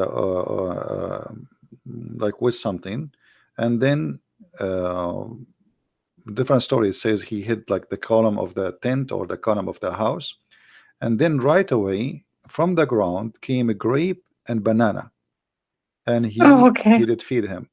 But I need to find the reference to see, because we don't like to say something without showing reference. Let us see here. All right. So all of those stories is just to make them gods. They are gods in this earth. They are not a human. Uh, Pseudo gods. okay, here the chapter name is Ityanahu alayhi salam al-inaba wal-mawza fi ghayri awanahuma. Giving him, peace upon him, grape and banana, not in the time, which means not in the season. If we translate this to Google, in Google, let's see, maybe Google will work. Let's hope. Okay. Uh, Giving him the grapes and the banana in non-season time. So what it says here, um, that when the son of Ali desire, he have a great desire for a grape, but it's not in the time of the grape. He hit his hand with the pillar, and then from the ground, brought down from the ground the grape and banana, and he feed him. You know. I So was mimicking Musa in a sense, but in a different way. He hit his stick on the ground, and then things happened. But they hit the stick on the ground, and fruits and like grapes come out and banana. yeah, they have many tons of stories. All of them, they are funny. And who dare even to question, to say this is stupid? Nobody there. Nobody would dare even for a second to say this is crazy. So you have to agree and you have to say this is true, otherwise they will kill you. So Al Hassan Al Hussein, simply, they are they are inherited their glory from being born of Ali, and they are being born from Ali and Al Fatima. That make them made of light too. So all of them, they are made of light. And then the This Shia, is a very dangerous teaching because when they say in Iran they have a word. I think it's an Arabic word, but it says "zat." I don't know. Have you ever heard that "zat"? I'm not sure what does that mean. I don't think it's an So Arabic. it's like your intrinsic inherent thing that you're born with. You're born with some. They believe first of all in fatalism, but this thing that they easily when you're in a crowd of Iranians and there's some gathering of people, people easily go, oh, that person zatish kharabe, which is like that person, they have a bad soul. I think this is very, when you explain that they believe in some are actually made from light, some are made from fire, some are from this place, some are from that place. So all around the world, because their whole genesis is so shattered. So I'm they not don't sure have a really what the word they good are concept. saying, but what I know, um, the Shia, they don't believe in them to be human. Let me see here. Muhammad, he said, and Ali agree that Yeah. Al Hussein is the lamp of guidance. Let's see here. Hold Okay. on a second. He is the lamp of guidance. No, I mean like, is it so that in Islam they believe some people are not made from a good substance, they're not godly, and Yeah, some yeah, people are. because it's about fate. Well, Muslim, they believe in fate, and you are made already from what you Right. are made of. Yeah. Yeah, you are Yeah. made to go to hell or etc. So if we translate this into Google translation, you will see that those people, they don't really believe that they are a human. Hassan and Al Hussein, etc. It says, I entered the Messenger of Allah, and I have etc. And said to me, Messenger of Allah, welcome to you. And he said that Al Hussein is he is the most beautiful thing in the heaven, in the skies, and in the earth. Most, the most beautiful thing. All right. So What this does Zion mean? zine is like decoration. The decoration of something. Like the best of anything, like the most beautiful Okay. thing. All right. And then my father, he said to him, and how is so? How he can be the most beautiful thing in the skies and the earth? Uh, there is someone is better than you? Are you saying that Al Hussein is better than you? So Muhammad, he said, sorry, he answered him saying, and I swear by the one who sent me by the truth as a prophet, that Al Hussein, the son of Ali, uh, there's nothing higher than him in this earth. Wow. Nothing higher than him in this earth. For So it is, they're praising more gods than more than even we can think about. They have so many gods. yeah. And then it says, he said, and it is written in the right hand of the throne of Allah. This is written in the right hand of the throne of Allah. So the name of Hussein written in the right hand of the name of throne of Allah, that there's no one is a Drawing guess greater. too, right? Yeah, but notice here, what they are saying, that Al Hussein is greater than Muhammad himself. Wow. Yeah, because the question is so simple. They say to him, Which book is this? "Are you saying he is greater than you? You know, are you saying he's greater than you, Muhammad?" What is the answer is? The answer is yes. For Because it's written. seated on the right hand of the throne of God, a lamp of Huda. A lot of what? Wow. So do you have the verse and the number of this? Yeah, this hadith we can actually, this is the Shia. Let us see. Uh, Oh wow.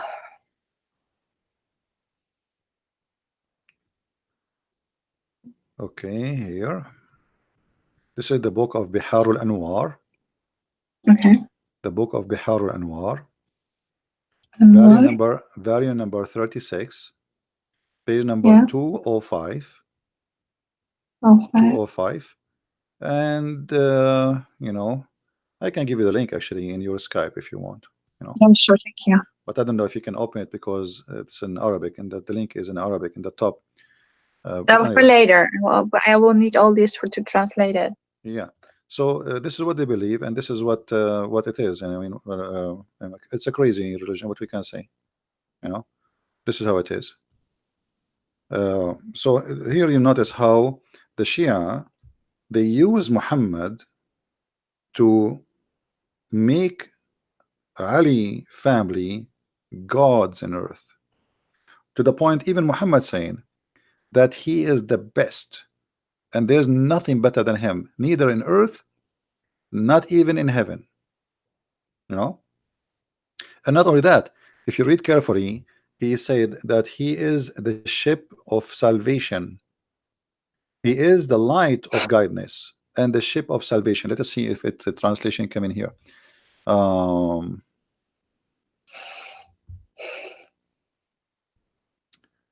you see, here we go. It says, God, he said, it's written in the God throne. What is written? He is the lamp of guidance, of Huda, and the lifeboat, the salvation boat, and Wow. he is the good Imam. All right. So Yes. here you will notice how much those people they What uh is Huda? Huda mean guidance. Okay. Yeah, A Huda is an lamp of Arabic Huda. word for guidance. Yeah. Mm. And he is the most proud. He is the mission for Allah. Yemenite? He was a Yemenite? No, no, not Yemenite. Not. Well, here. No, Lifeboat, a good of no. Imam. This is Google translation. You know, Google Oh. translation. Yeah, yeah. Here it says like he is Yaminullah. Yamin, it's the mean, not Yemen, Yemenat. It is like he is in the right hand of Allah. Um, So in the right side of the hand of Allah, in the throne of Allah, it's written those information. All right. And not only mhm. that, it says that he is made. Allah, he put in his backbone a sperm which is very good, and it's blessed, and it is Blessed. Yeah. yeah. So he put in his you see here, sperm is blessed in his backbone. All right. And So then he what is that said, whole crucifixion? In no, his crucifixion. crucifixion? This is translation for the word sulbahu. It's Google translation, sulbahu, which means from his lineage. This is why we cannot use Okay. Google translation really as a source of especially in Arabic.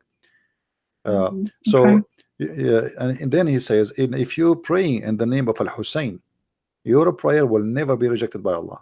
You know. So anything you ask for in the name, he will intercede. His name is he's the intercessor. All right.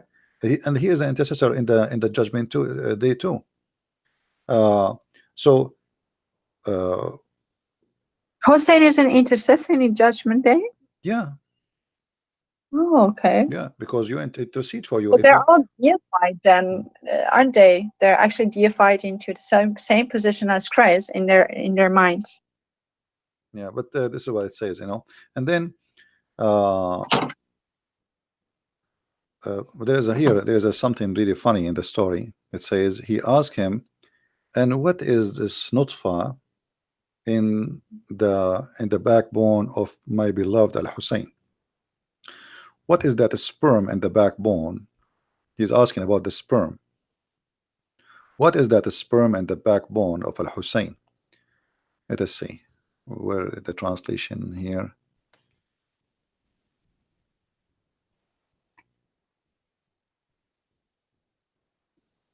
Okay, hold on.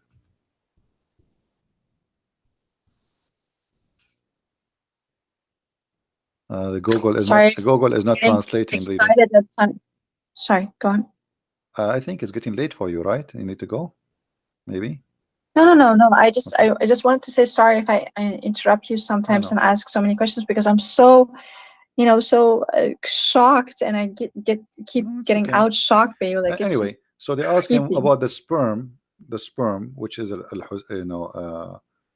he have Hussein he have in his back. He said this is sperm is like the moon,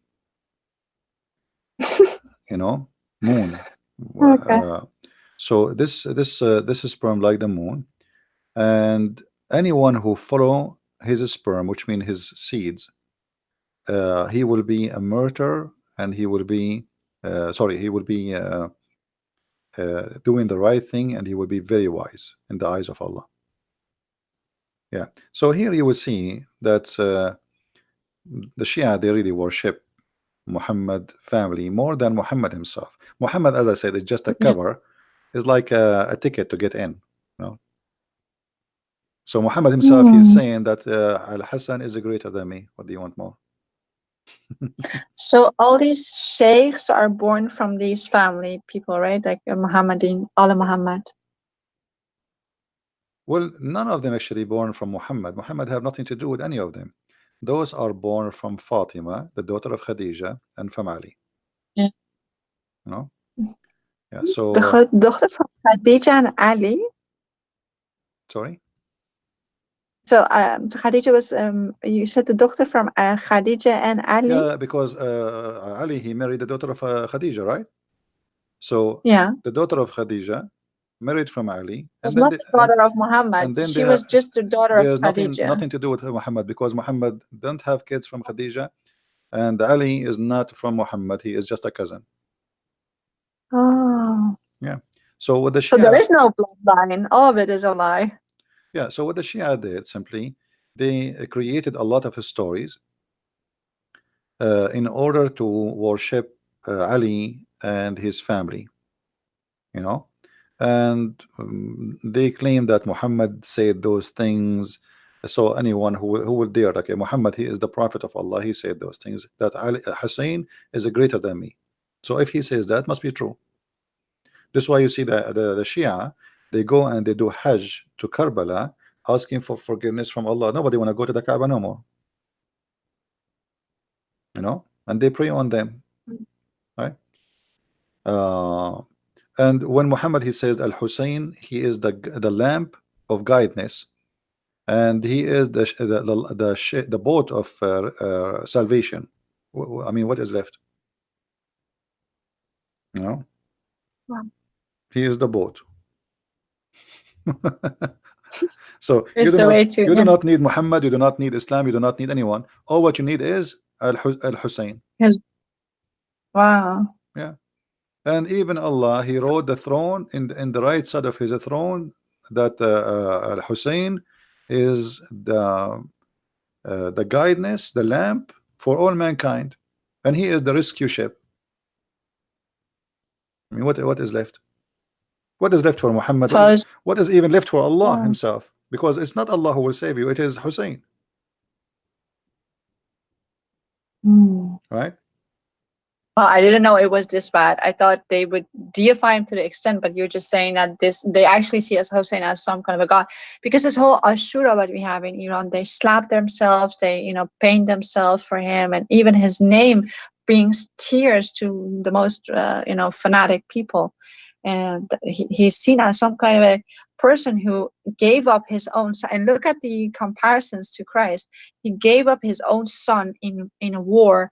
Uh, and he was totally innocent, and he did that because he's only in love.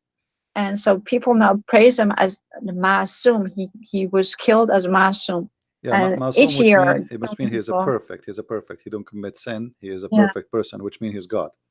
You know, because the only Mm, one who don't commit sin is gods. So they made them gods. This is why they call themselves the Ithnay Ashariya, the 12 Imams, because they believe that the yeah. 12 Imams are perfect, who never commit sin, not even once. Yeah. You know, so this the family of Muhammad and their descendant enter the 12. They are perfect. They are not a human. They are gods on earth. And the fiction story starts from Al Hussein, and then Al Hassan, and then the children's after that. It's an inheritage business, you know. Is there something historical that you could point me to that hasn't actually or hasn't actually existed in history? Well, we cannot really, I mean, there's nothing in history, even about Muhammad, we cannot find something to make him exist. You know, there's nothing, there's no source about Muhammad. Where is when, even when the Muslims occupy Jerusalem, if we read the siege of Jerusalem and when the Muslims occupy it, even after that, even the Christian, they never mention a name of a person. His name is Muhammad, which is very strange. Yeah, it's very strange.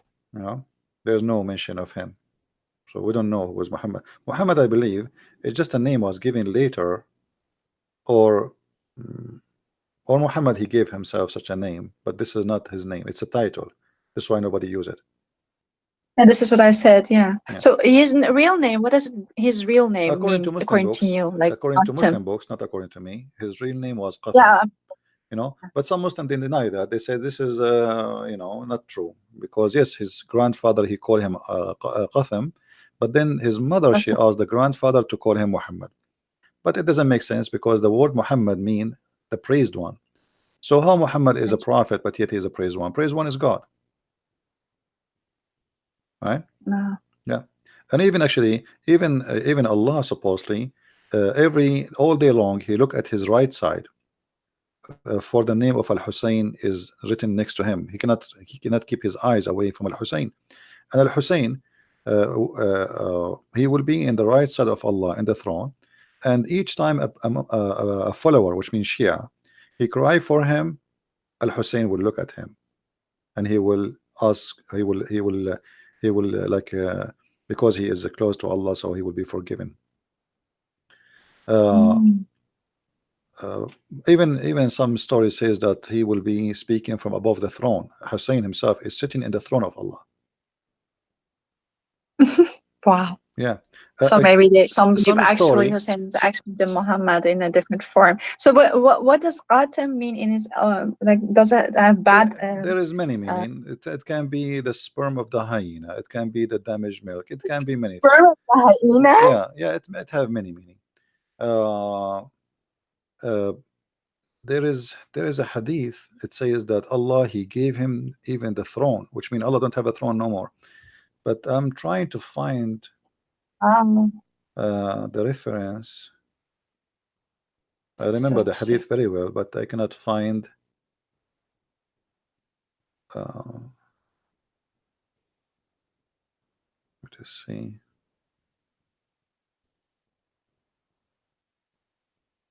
Yeah, Allah He gave the throne. He gave the throne to Al Hussein. Imagine, even the throne became the throne of Al Hussein. As simple as that. And where did God go when he gave his throne to Maybe him? he took vacation It to does Hawaii or something. You know, maybe he um retired. You never know. You know. oh, Yeah. So you know, there is endless stories, uh, and all of them obviously those people they make tons of stories about Muhammad and his family and Ali, and none of them make sense. And yet they say to us, you know, that you worship a man. Both of them, Shia and Sunni, they worship men. We don't worship men, we worship God. everything stone man sex they worship like they have a Kaaba filled with all sorts of gods. Black stone, kissing black stone, stones forgive your sin if you touch them, etc. So Islam is a is a collection of madness, and the more you learn about it, the more you get dizzy. You don't get knowledgeable, you get dizzy because what is that?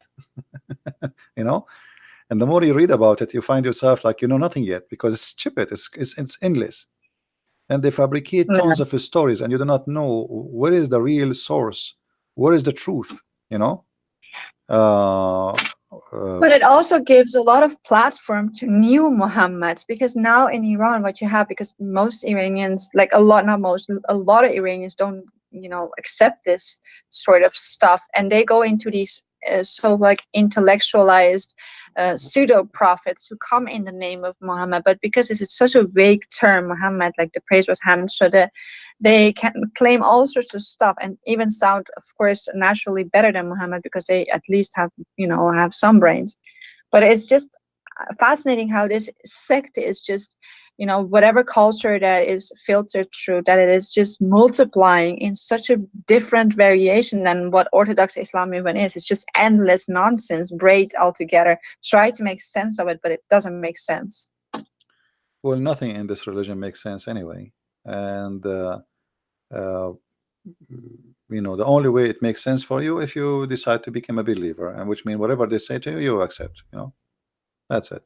But does it make sense that all of those things given to this guy Al Hassan Al Hussein? Who are they? What they did? I mean, what what happened? And and why Allah did not make Al Hussein? He is the prophet. Why he chose Muhammad if Al Hussein is the greatest? So it's crazy stories, stupid stories, and all of this is about politics and money, sex and money. All of what Islam is about, Mm. sex and money. Even after Muhammad's death, the Muslims they start fighting over sex and money. They never fought about God. They are fighting over who want to take power, which means he will have more slaves for sex and more money Mm. and control. Have nothing to do with God. Muhammad himself, he have nothing to do with God. All what he want, pay me money, you live. Pay me. You don't even the Quran says you don't have to believe. All what you say, don't say we are believers, say we are Muslims. So Islam don't care if you are a believer or not. Islam care if you say I'm a Muslim or not. All what you need to do, Mm. just say Shahada, and then you're fine. That's it. No, yeah. Anyway, But and it, I but think amazing thing is that like it is sold as something so simplistic, almost similar to the Abrahamic faith, but it is so more complex, and like you wanted to like go wash yourself with holy water no, after there is really nothing to do reading with this the stuff. Abrahamic faith. What Islam have to do with Abrahamic faith? How? Where? Yeah, this is what this is actually my last question. So because I think maybe you want to talk about this topic in your own manner, maybe more than I just gonna stop with this. But so what is this whole story about Ishmael being the source of Islam? Can you talk about that a little? No, Muhammad he needed to make himself connected to Abraham, since he was trying to get close to the Jews. So, Mm-hmm. in order to be accepted as a prophet, then you have to come from Abraham. And then the Jews did not accept what he said, did not believe in what he said. Otherwise, okay, I want to ask the Muslims who want to show me where in the Quran it says that Muhammad is from Ishmael. Any Muslim want to show me where it says in the Quran that Muhammad is from Ishmael? And here you notice right away how the Muslims are in trouble, because this is the most important book. You see, the God of Islam mentioned that this guy is the son of this guy, the guy is son of guy. How come Muhammad did not say in his Quran that he is the son of Abraham too? If you go in the Quran, we will find the following: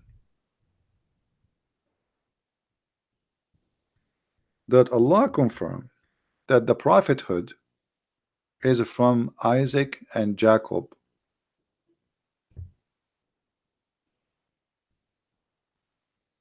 only.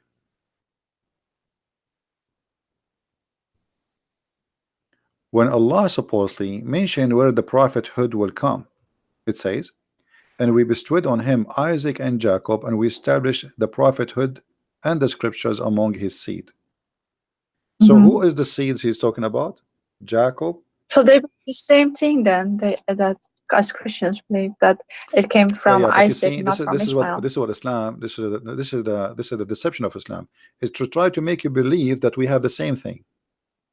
But Yeah. Muhammad, he used this just to fool you, to make you say, okay, you see, we believe in Jacob, we believe in Isaac, we believe in Mary, we believe in Isa, we believe in Musa. So what is wrong? Come on, we believe in the same God. No, this is just a deception of the devil to make you believe that he believe in the same as you believe.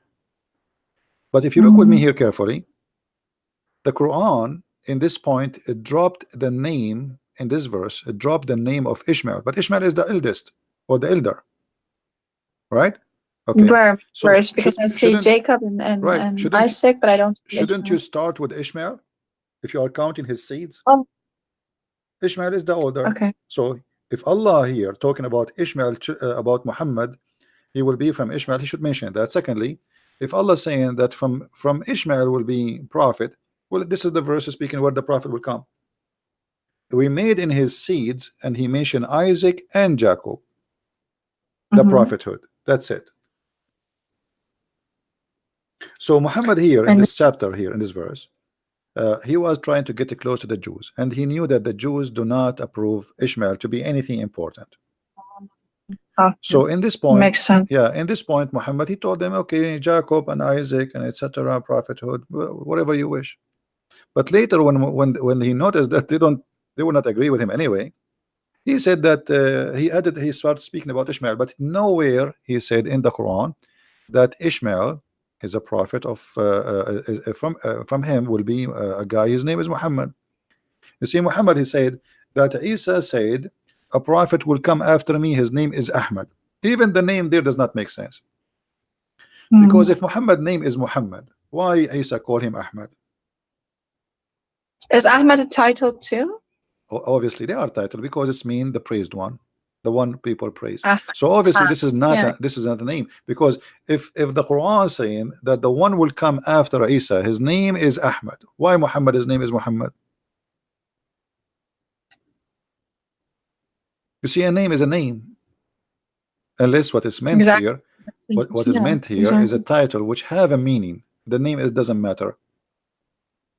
You know what I mean? Mm. Like sometimes you can call a lord with letter, small letter, for the king or the master of a slave. He call his honor lord, but can be God, right? Depend in the location or etc. So here, Muhammad saying that Isa said there is a messenger will come after me. His name is Ahmad. Okay, who is Ahmad? And they say, according to them, we have this in Isaiah, which is such a nonsense. Yeah, look here. This is the Muslim translation. They said a prophet will come after me, his name the praised one. This is alone is a blasphemy against God, because how Muslim they say we don't believe, we don't Yeah, worship a man, and you say that Muhammad is the praised one. So if Muhammad is the praised one, who is the praised to? exactly. Who is praising Allah then? His name is the praised one. So even his name is against being people who It's believe. idolatry. They lie. They say we believe in the oneness of God. Your oneness God Mm. is Muhammad, not Allah. He is the praised one. You know. Yeah. Is that he has a thousand heads, this monster. Yeah. Not only that, actually, so listen, Muhammad, Muslims, I can show you right now, Muslim Sunni, not only Shia. They say that Muhammad, this is Sunni, Muhammad, he have 99 names, the same as Allah. Wow. Yeah, Can you show me that? yeah, I will show it. I never I'm searching in read. Prophet Google. So he's also and is the same names or different No, names? but they are very close, almost sometimes they are the same. This is the 90 names of Ah, Allah, the 99 names of Allah and Muhammad. You see it? no, not So yet. Allah have 99 names, Muhammad have 99 names. They are equal. Wow. Yeah. And here they start counting for you the names. Here we go. The names of Allah, 99. And We then can't see it on your screen yet. Your books are in. Um, it maybe take this time is for loading. okay, it's on. It's on now. I can see. Yeah. So Allah have 99 names, and if you scroll down, you will find that Muhammad, he have 99 names too. Here we go. They call him Alim. Allah is Alim. Or what they did, they took off the letter L in the beginning, the L. So from Al Alim, they call him Alim. So Muhammad became Alim. Alim. He is the one who knows everything. Yeah, Alam. You Yeah. know, the justice. How Muhammad can be justice? Muhammad is God or is a man? How he can be justice? The only justice is God. So they start counting names for you, and they come with 99 names to make him equal to their God. Wow. Yeah. And this is the I link. never knew. This is the link. I will post it in the text in the chat so people they can see it.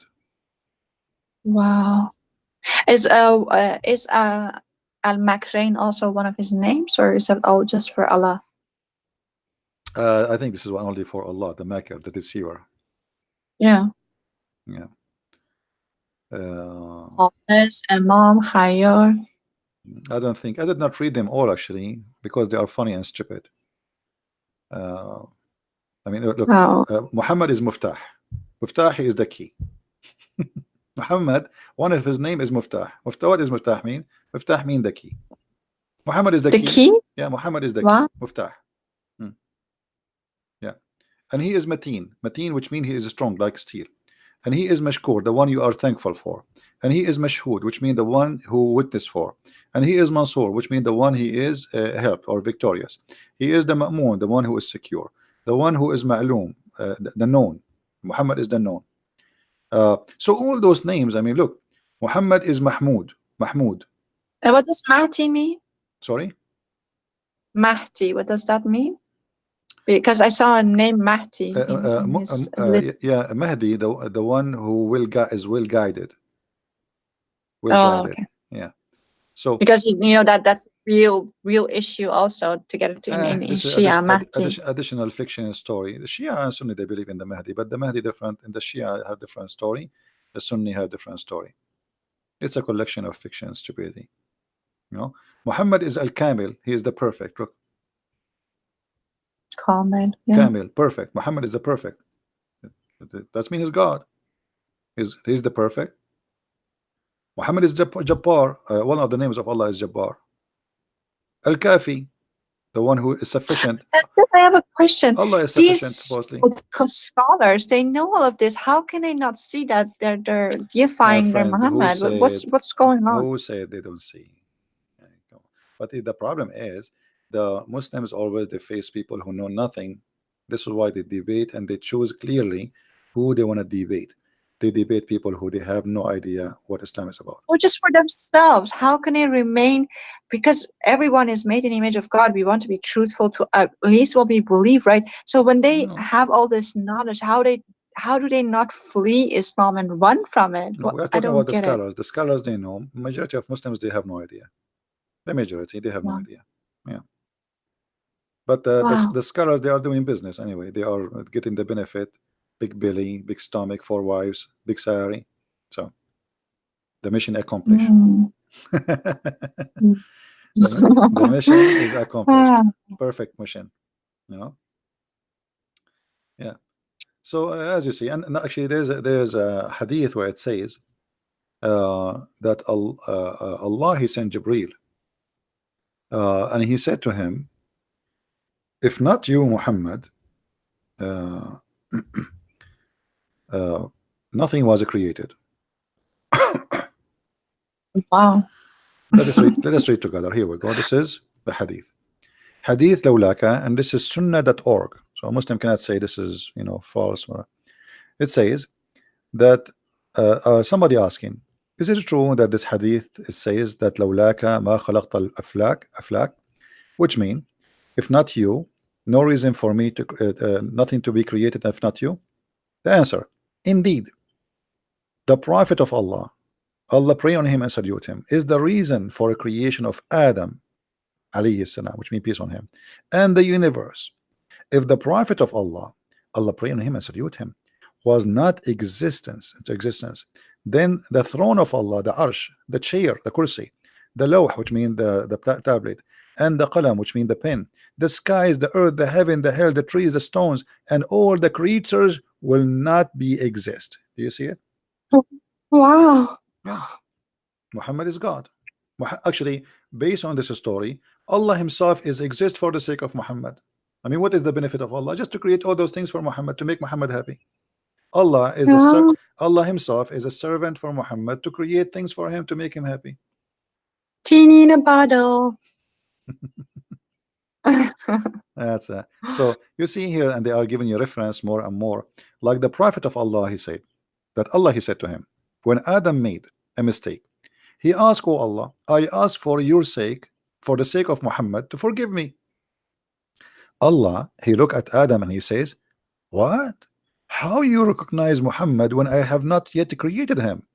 Adam said, oh Allah, when you have created me and blew into my spirit, I lifted my head and I saw it's written on the throne, Arsh, La ilaha illallah Muhammad Dadulullah. So he saw the name of Muhammad. Okay, so I got to know. So I got to know that you would only join your name with whom or with him who is most beloved to you. See how smart Adam? So now he's asking Allah, please forgive me for the sake of Muhammad. And Allah like, what? How you know? How you know Muhammad, you idiot? Who told you about Muhammad? I did not even create him yet. So he said, no, no, no, hold on. When I put my head up, I saw his name in your throne, and I said to myself, must be a very great person for you, and you love him very much. That's why you put your name there.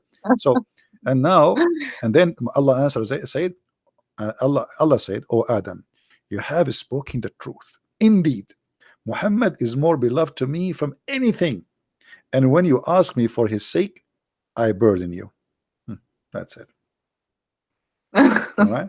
Yeah, and the same story. Look here, it says Allah revealed to the Prophet Isa. This is Isa, supposed Jesus.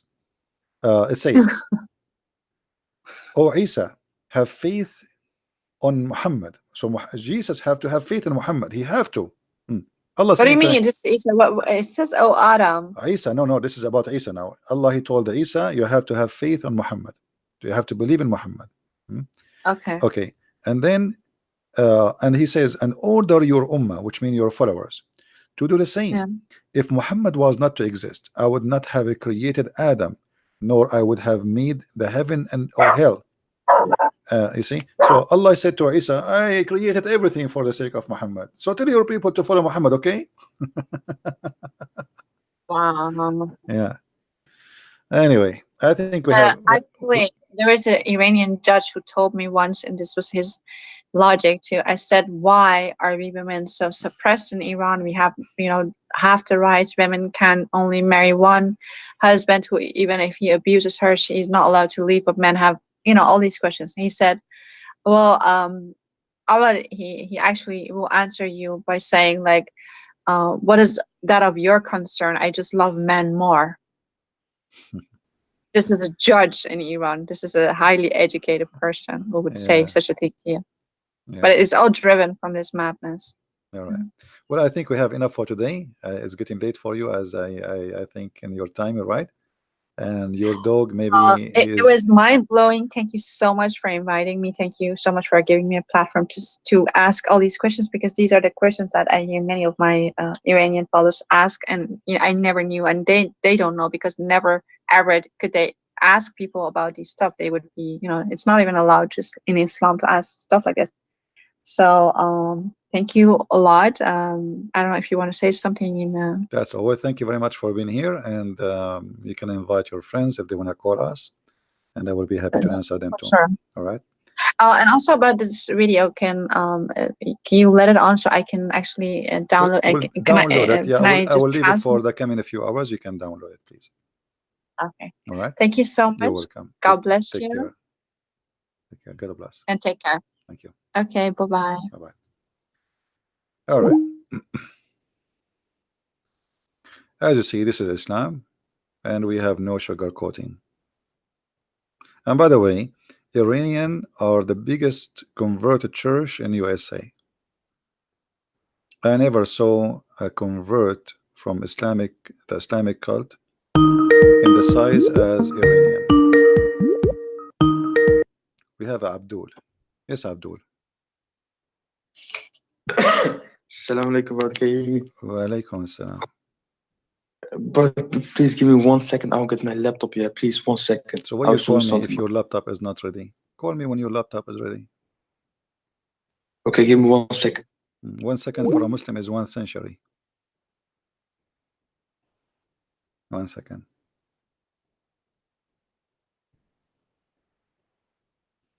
This guy, each time he sees somebody leaving Islam, he get upset.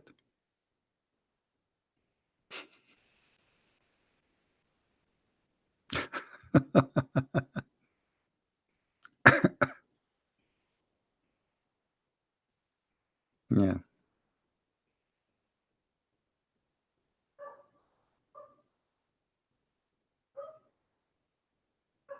See, we have dogs today. We have many dogs are barking.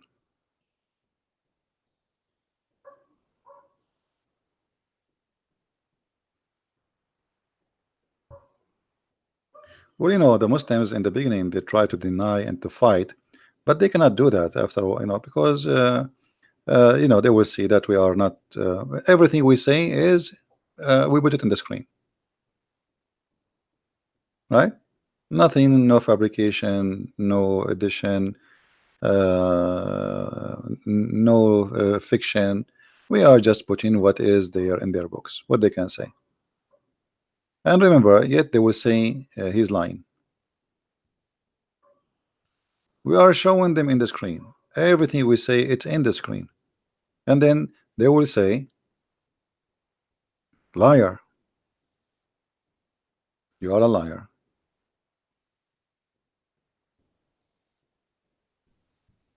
You see, he said 1 second. I'm afraid he will do the same as the Muslim sheikh who was debating me. He said he want to go to the bathroom many more than 10 years ago. He never came back.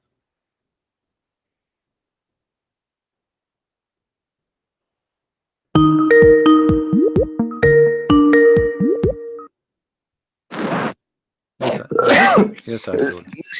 Brother, Drink my brother, are you there? drink camel urine for your benefit, your health.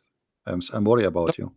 You are coughing too much. No, you guys talked so long. Yeah, I was watching TV and same time I was eating some pizzas, but and then You are I eating what? saw that she left. You are eating I what? tried to quick as possible because I want to bring something up. Just like 5 minutes, man. If you give me just a few seconds, brother. Go ahead.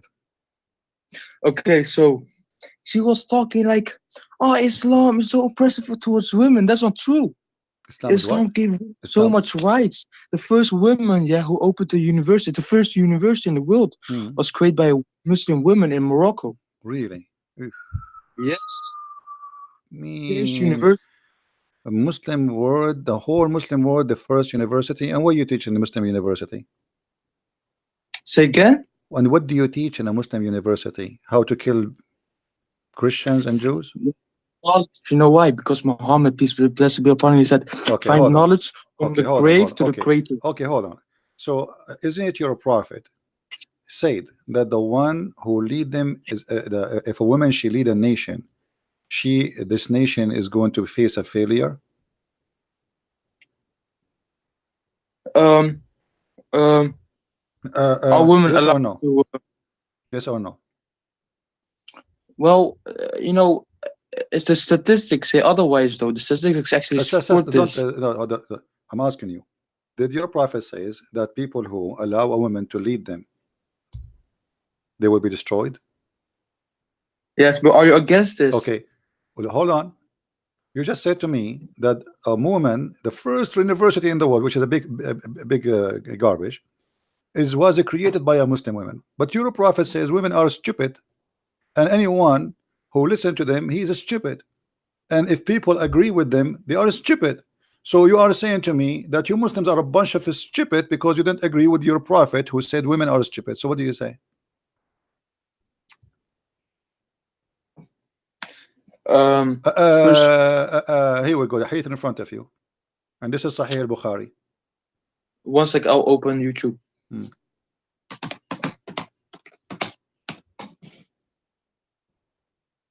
And as you see, the Persian and the lady she was talking to me, she was from Persia, and they have What's a king who is a female, which means a queen.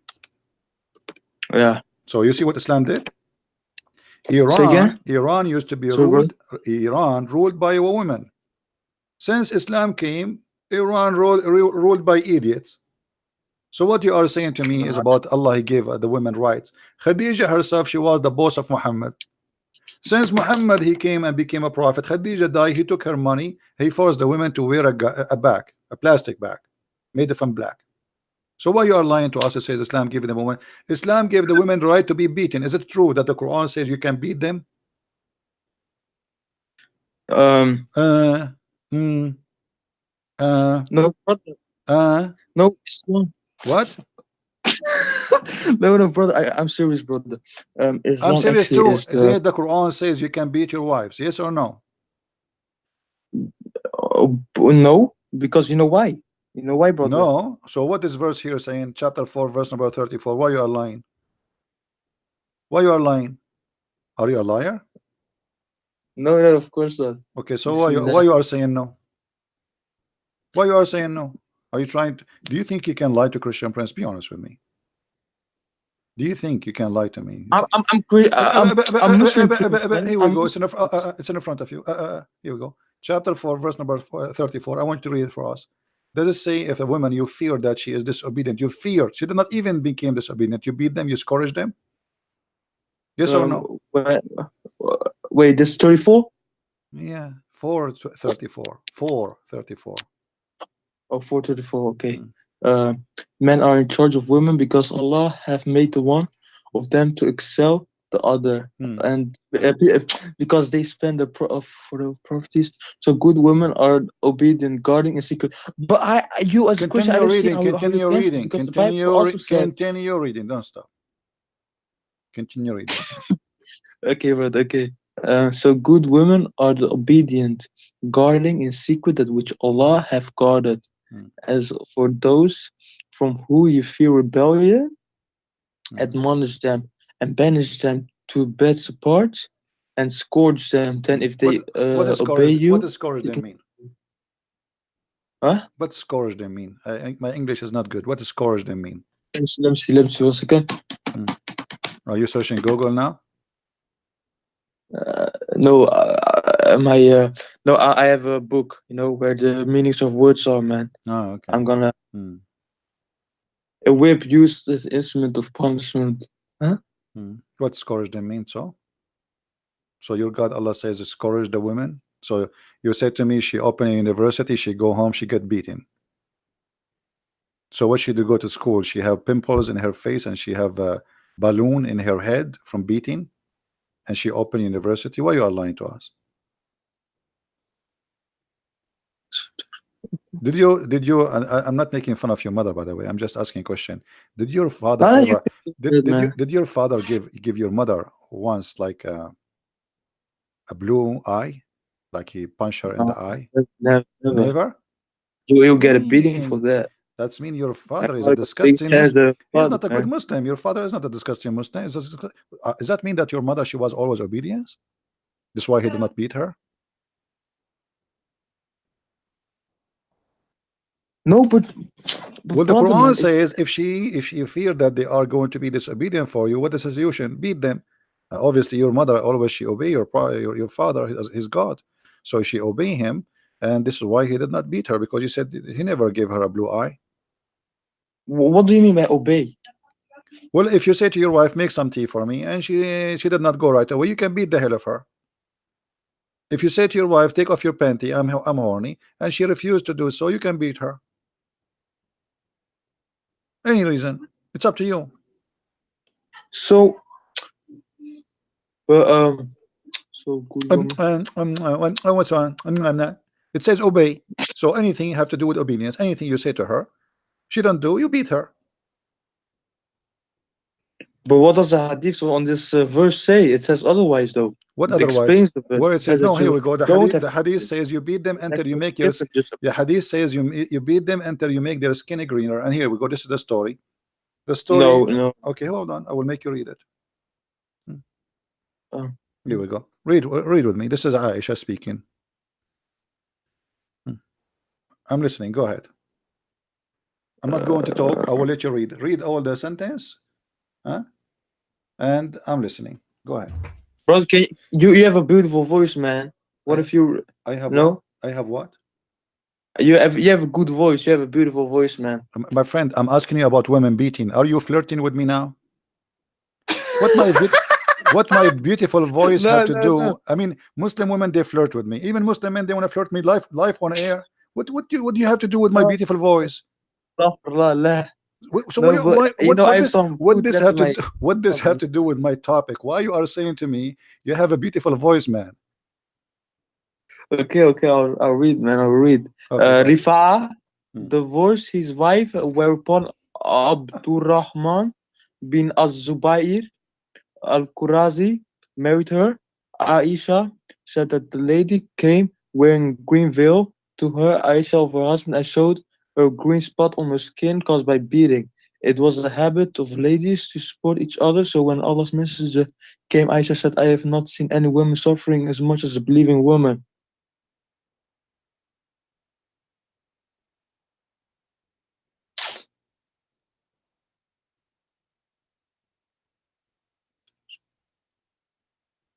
Um, let me see,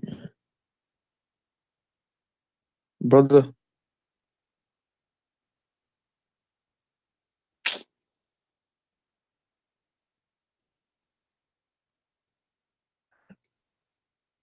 If I divorce his wife, whereupon Abdurrahman. Damn, man, I got bullied or something, man. I turn off.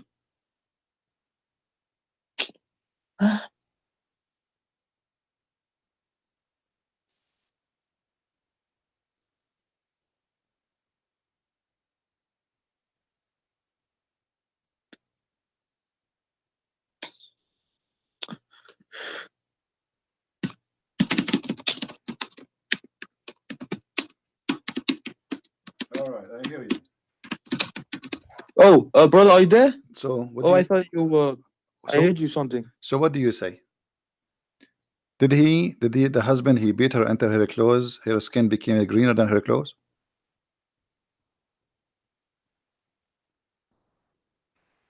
Yeah, Are you there? yeah. Greenville, So Greenville. you beat your wife until you make her skin greener than her clothes. What does that mean? And the prophet is Was he? there, and the prophet took the side of the man. The prophet, he warned the women not to do that again, and he agreed with the man. So he agreed with the man beating his wife until her skin is greener. Your prophet said in different hadith, don't break their bones, which means you can beat them, but don't break their bones. Beat them, make their skin greener. Did your father make your mother's skin greener before? No, What about yellow? but, but What about blue? when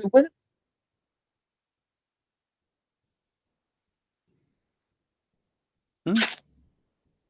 brother, What? I can't. What? But the women, yeah, they used to get what's called the Arabs. They used to put women in sand. That's a lie. That's a lie. There's no Arab. Here we go. Tell me a story. Who is the Arab they we put? How if the Arab they put their women in sand? That's mean there's no mothers and we will not be born because no women left. If we don't have women, where we will have babies from? We will download them from the internet. That's a big fat lie. No, no, but The verse about al mawuda, it's about the one who is killed. Supposedly God will say to the one who was killed, for what reason they killed you? That's all. It's about a crime committed against an innocent person, have nothing to do with females. Nowhere it says infant. It's a lie.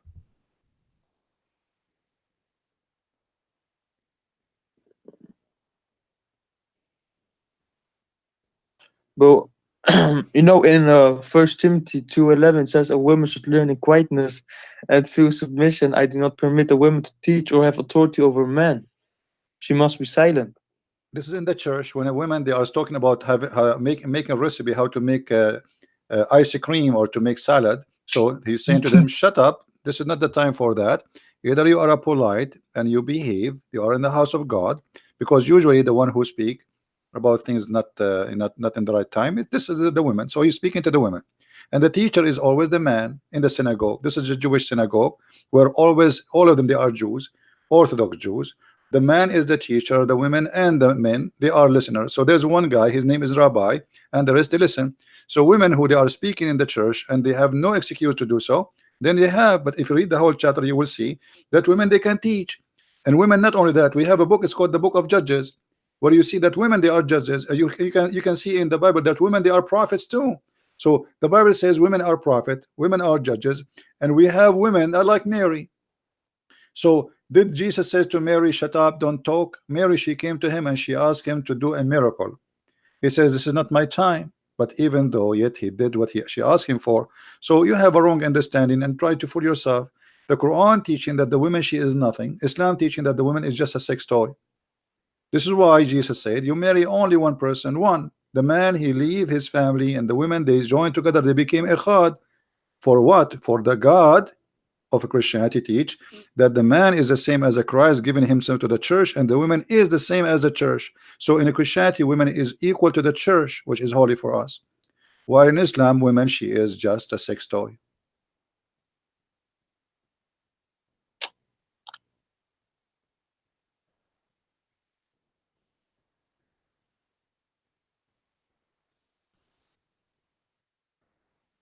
Hello? Did you decide to leave Islam or not yet? Could you scroll down on the screen Oh, okay. a bit? All right. There we go. And even here, the story, by the way, your prophet, he forced the woman to be raped by the man, because the man, he trying to rape her, even though he is her husband. But you cannot force women into sex. No, in Islam you can. And the prophet said to her clearly, you have to taste his juice. Is that true that your prophet says to this woman that she have to taste his juice, and she have to taste, he have to taste her juice? Let me read, man. Hmm. I don't know.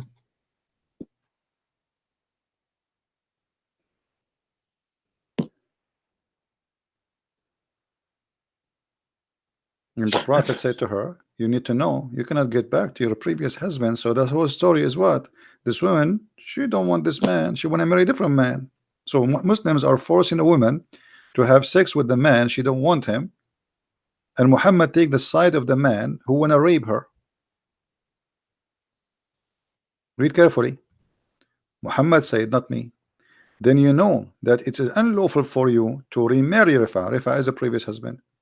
Muhammad, he come with the rule that if your father divorced your mother 3 times, she cannot go back to him unless she sleep with different guys. Is that correct? No, that's enough for you. Hmm. So you Yeah, agree. probably, man. So what do you think about the prophet saying you cannot go back to the man who you married before unless you have intercourse with the new man? What is the wisdom of that? No, it doesn't say. It says stress 3 times. Okay, he divorced her 3 times, and now she marry a new husband, and Muhammad saying you cannot go back to the previous husband unless you have bing bing boom boom with this guy. Yes. So why she became lawful for him to the previous husband if the guy do boom boom? What is the logic?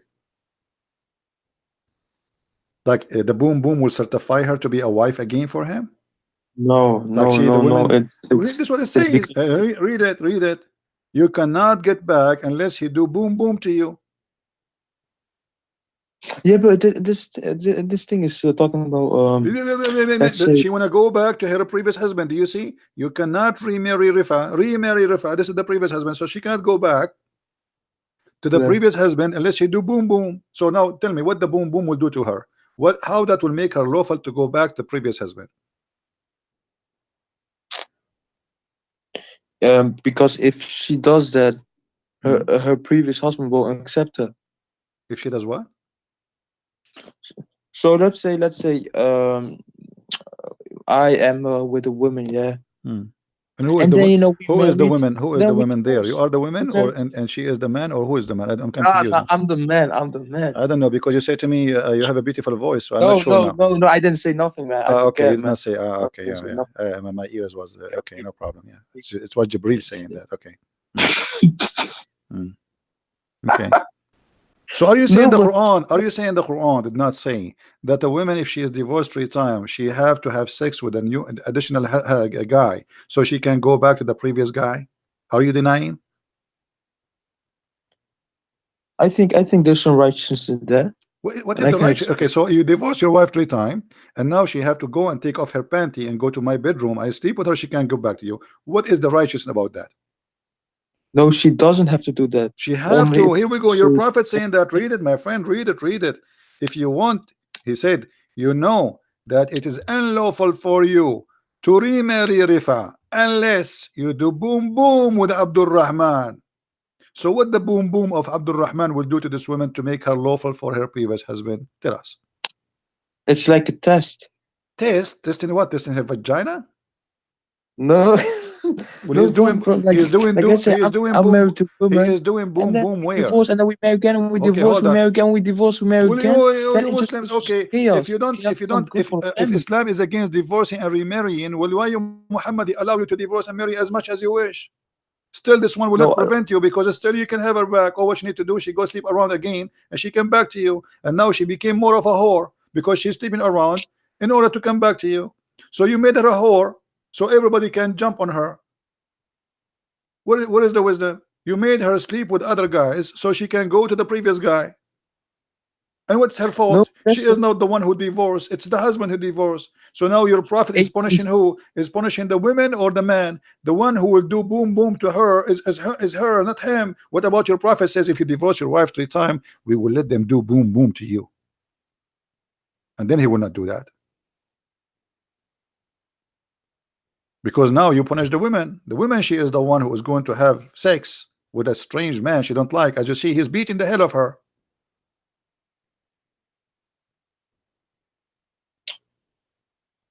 yeah. Hmm. What? But it's like What? if they marry and divorce 3 times, it's Hmm. just chaotic, man. It's not good for the family. And then it's the best to It's just not. divorce Is them it good away for a from each family other. to allow a man to marry many women and divorce him 3 times? Why your prophet allow you to divorce him three times? Why he allow it? And now You should the be man who divorced constant. 3 times, she go, she marry new husband, she go back to him, he divorce her again and again and again. So go, she sleep other man, she come back to him, he divorce this. So your religion did not stop divorce. Your religion increasing the divorce, encouraging divorce. No, but it's like a test for the man. Test for what? The Because, man, he have nothing, he's doing nothing. He just get a woman in his bed. Okay, divorce, you go sleep around and come back to me after 2 months. What test? well, if the And man, let me yeah, is ask gonna you, why marry. your prophet said that she have to taste his juice? What kind of a prophet he said to a woman, you have to taste his juice? What is juice? That shit ain't oral, man. That shit ain't oral. It's just like meaning intercourse. So in Islam, when you do intercourse, you taste the juice? What do you mean by that, man? No, it's not like in the Don't tell mouth, you me, know. You don't got, ask me. Ask your prophet. I'm asking you. Here we go. Your prophet, he says you have to taste his juice, his sweet juice, and you have to taste his sweet juice. What juice we're talking about? They know. Hmm. It's- uh, I know how to explain. Huh? How old are you? Say again? What do you mean you don't know? It's obviously he's talking about tasting the sperm. No, but look, if you're gonna Okay, marry what three about we times and go? then divorce three times, What about we go? What about we go to the dictionary? Here we go. The word here is hey man, asila. whenever I explain, You you see, talk over the me, word man. here is usayla, usayla. Huh? So if we go to the dictionary right now, what we will find? What this word mean? Usaylatuha wa asilatahu. Usaylatahu. What does that word mean? Does it mean sperm? Orgasm? Yes. So your prophet saying you have to test his orgasm? Why? You tell me. You just said yes, not me. So why your prophet saying you have to test his orgasm? How she can be No, why? lawful? Why? How she can be lawful if she swallow his orgasm?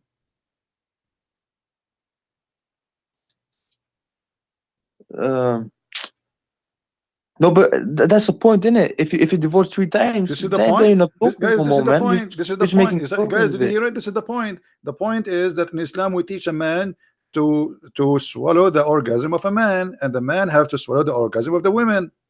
This is No, no, this is what you no, no, said. You no. just said this is the point. I am asking you why she have to swallow his orgasm. You said this is the point. This is what you said. Because a man isn't gonna marry her when she went to with another man and then did that stuff. What does she is And his then wife now? She it's is his enough. wife. She, in order to come back to the previous husband, she have to test the sperm of the new husband. Why? But most men aren't gonna accept her. Uh, like It the doesn't few matter ones who what are gonna man accept except her them. are You actually Muslims, you fools. marry anything. Most men. Even a goat walking down street, you would take her. What are you talking about? I'm asking you Say here. again? Muslims, you marry anything, anything, anything. Any woman she offer herself, you take her, especially if she have money. Don't give me now, school me. Now here it says you cannot remarry the previous husband unless you taste this guy juice. What that will do? She have intercourse with him, and now We she like have to women, test. She man. have to test his orgasm. Why? Um. Hmm. Well, so here's the point. If you marry and divorce three times, right? Hmm. It's like chaotic, man. It's not good for the family, and then it's just time to go.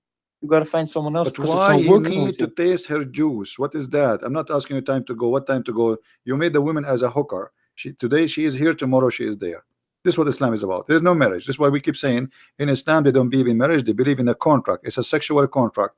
And now Muhammad put in now the rules of the sexual contract. You have to taste the juice, because if you don't give him taste the juice, that's mean he did not have fun. Is that correct? Mm. You agree? Yeah, yeah. Yeah, yeah, yeah, yeah, yeah, yo. So No, okay, my friend, thank you very much for calling. thank you, brother. Oh boy. And this is what this is what is missing. Men, they are saying to me, you have a beautiful voice. I'm going to throw up.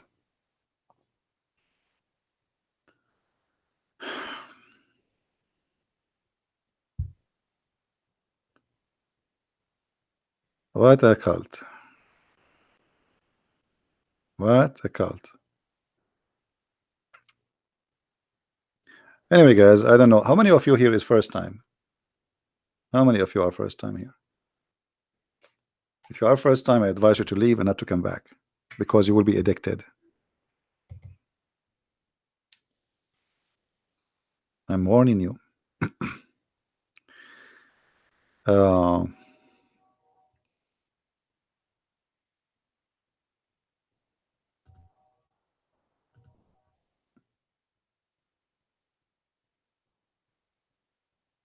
okay. So don't forget, please, to subscribe. And if you already subscribed, don't forget to unsubscribe. And this is the way you can get the blessing of Allah, because Allah, He give you double deeds. If you make like one good deed can erase two double deeds. I mean, two bad deeds.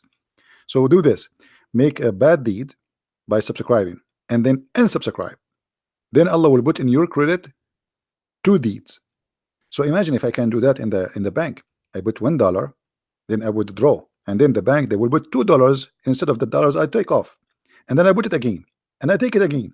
By the end of the month, I will have a lot of money in the bank. Very smart religion. All right.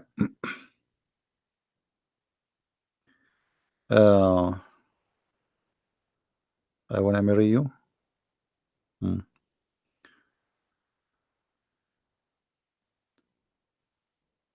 So don't forget to subscribe, and the video will not stay long for an hour channel. So if you like what we do, please really subscribe. You are welcome. And feel free to download my videos. They are for free for everybody. I don't care really. Actually, I encourage you to download them, put them in your channel. I'm not like others who get angry if people download his videos. The point is to spread the truth, and the truth will set you free. And let us be serious in the chat, please. Show respect. Always here, we notice that the Muslims, when they speak to us, how much they are confused, and how much they are into fabrications or fabricated stories. So, brother, the first university in the world was made by a Moroccan woman. True story, brother. She opened university and she is wearing the burqa, and she was beaten at home, and her husband called her half brain. Yeah. There's a lot of things you see in the media trying to fool you. You see, the Middle East, the reason the Middle East is beyond the cave time, because women is held inside bags, not burqa. This is a bag, because she is buried alive. Women is the half of the society. So you don't allow them to go to school. You don't allow them to take education. You don't allow them to be smart. The point, by the way, they don't want the women to be smarter than them, because the man, he want to be in control. If she is smart, she will be smart. She will question. She will ask. She will know, and that's not good. How the man can be in control? If we open a university where people they can learn the real knowledge, then how a fool he call himself imam, he can claim to be a knowledgeable person, because everybody there will laugh at him. So in order to keep them under control, we say to them, the only knowledge we need is about Allah and Islam, brother. All other knowledge is not needed.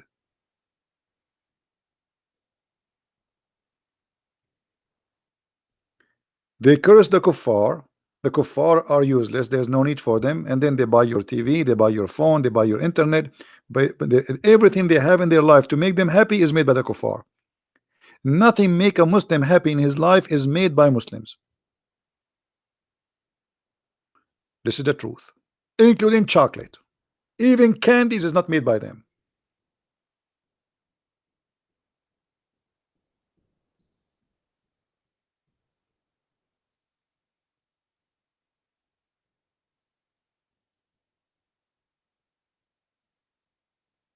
There is a Muslim from who live in England. The stupid English people, they give him citizenship. He stand next to a bunch of cows. Let me see if I can find the video. I don't know if it's flagged. Let me see.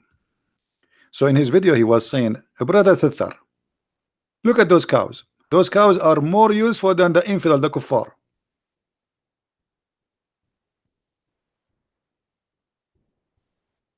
Let us see. And behind him there is a Mercedes Benz, and he's holding a phone, and he's using a camera. All is made by the kuffar, and the kuffar are like cows. The cows is more useful. They give milk. What the kuffar do? Nothing.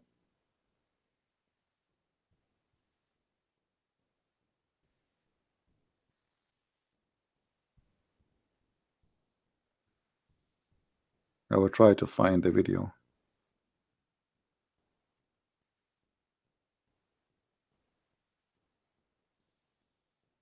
I don't know if they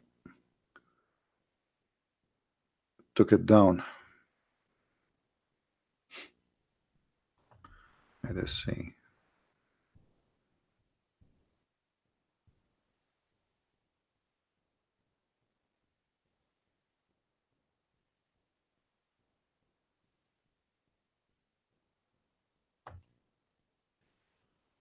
Yeah, I cannot find it. Maybe they took it down. But anyway, this is their idea that they are the best of mankind. And their prophets say to them that Muslims are the best of mankind. This is why they have authority to enslave you.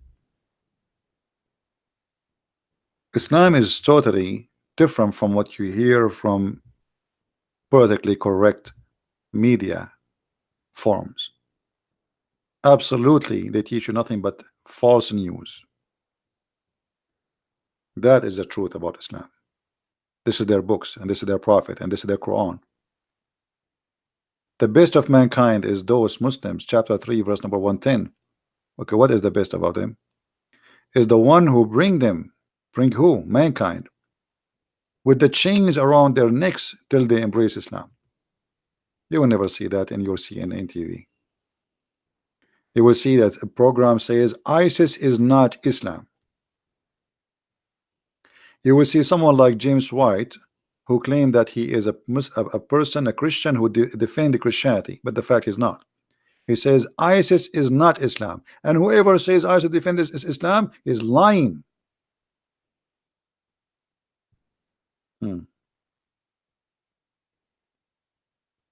Be aware, my friend, from false teachers. Our Lord the Messiah said, be aware of false prophet and false teachers who come to you in a clothes of a sheep, but in fact they are wolves.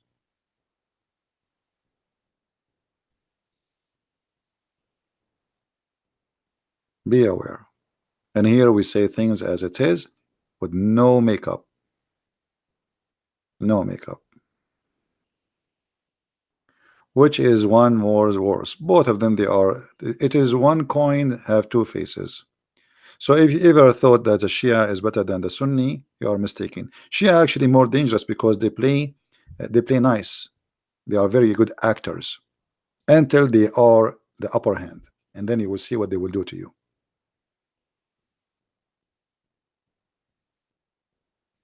When Shia, they were not in control of Iraq. They were sheeps. They speak to the Sunni. We are brothers. We both love the Prophet. The second George Bush gave them the authority to take over the country. They start humiliating the Sunni. Just 1 day different between yesterday and the day after. 1 day. The Shia, who was humiliated for 1,000 years, it is their turn to humiliate the Sunni. So both of them are the same. So when I am stronger, I will humiliate everybody. When I am weak, I am a sheep.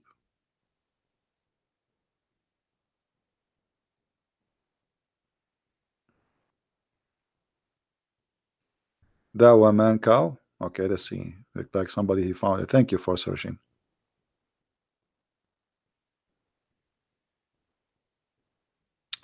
Dawa man cow.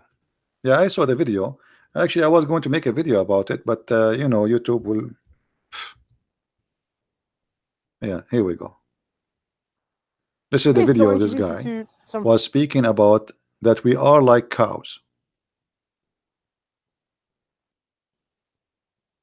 You should download this video, actually, all of you. He was talking about the cows, that cows are better than us. And look, he have a Mercedes Benz. He's driving Mercedes Benz. And he is saying, what the benefit of the kuffar? Like Mercedes Benz is made by the Muslim, by the way. Look at the cows. They are better than the kuffar. Actually, let me download it.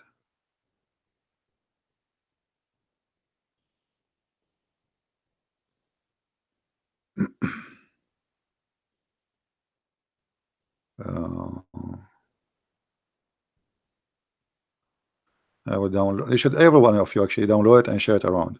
This is the truth about Islam. This is the link. All of you download and share it around. And underneath, put disclaimer to make it clear that this is what the Muslim says about us.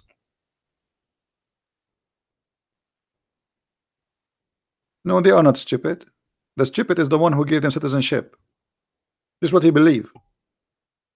The stupid is the country who gave him citizenship and let him live there, and he hate us, and he is saying that's, you know, when you teach such a teaching, what does that mean? Go and kill them like cows. He is not the stupid. The stupid is the country, the government, the people who gave them citizenship. They are doing what they believe. And actually, this man is more truthful from other Muslims. He is saying what he believes.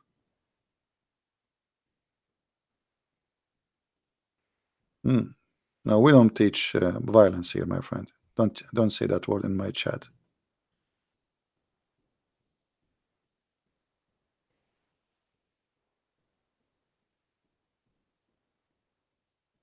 Stupidity is the reason of the problems. Anyway, guys, we will leave this video for a few hours, so please download the video, share it with your friends. And I'm talking about my video, not this guy video now. Share it with your friends, post it in your YouTube channel, and I hope mostly tomorrow I'm not going to go live on air, but if I can, I will, but maybe not. Give you a break of me. All right.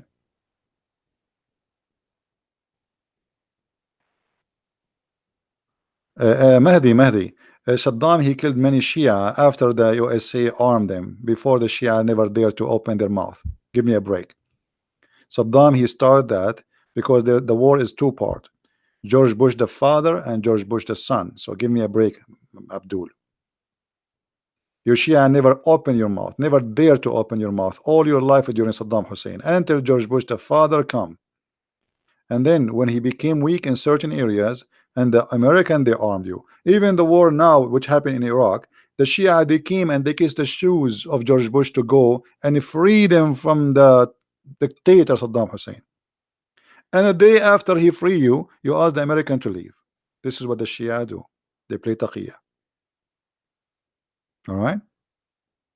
Anyway, guys, I think we have enough for today. Thank you very much for being here. May the Lord bless you. And until we see you soon again, Christ is Lord, Islam is false. And take care.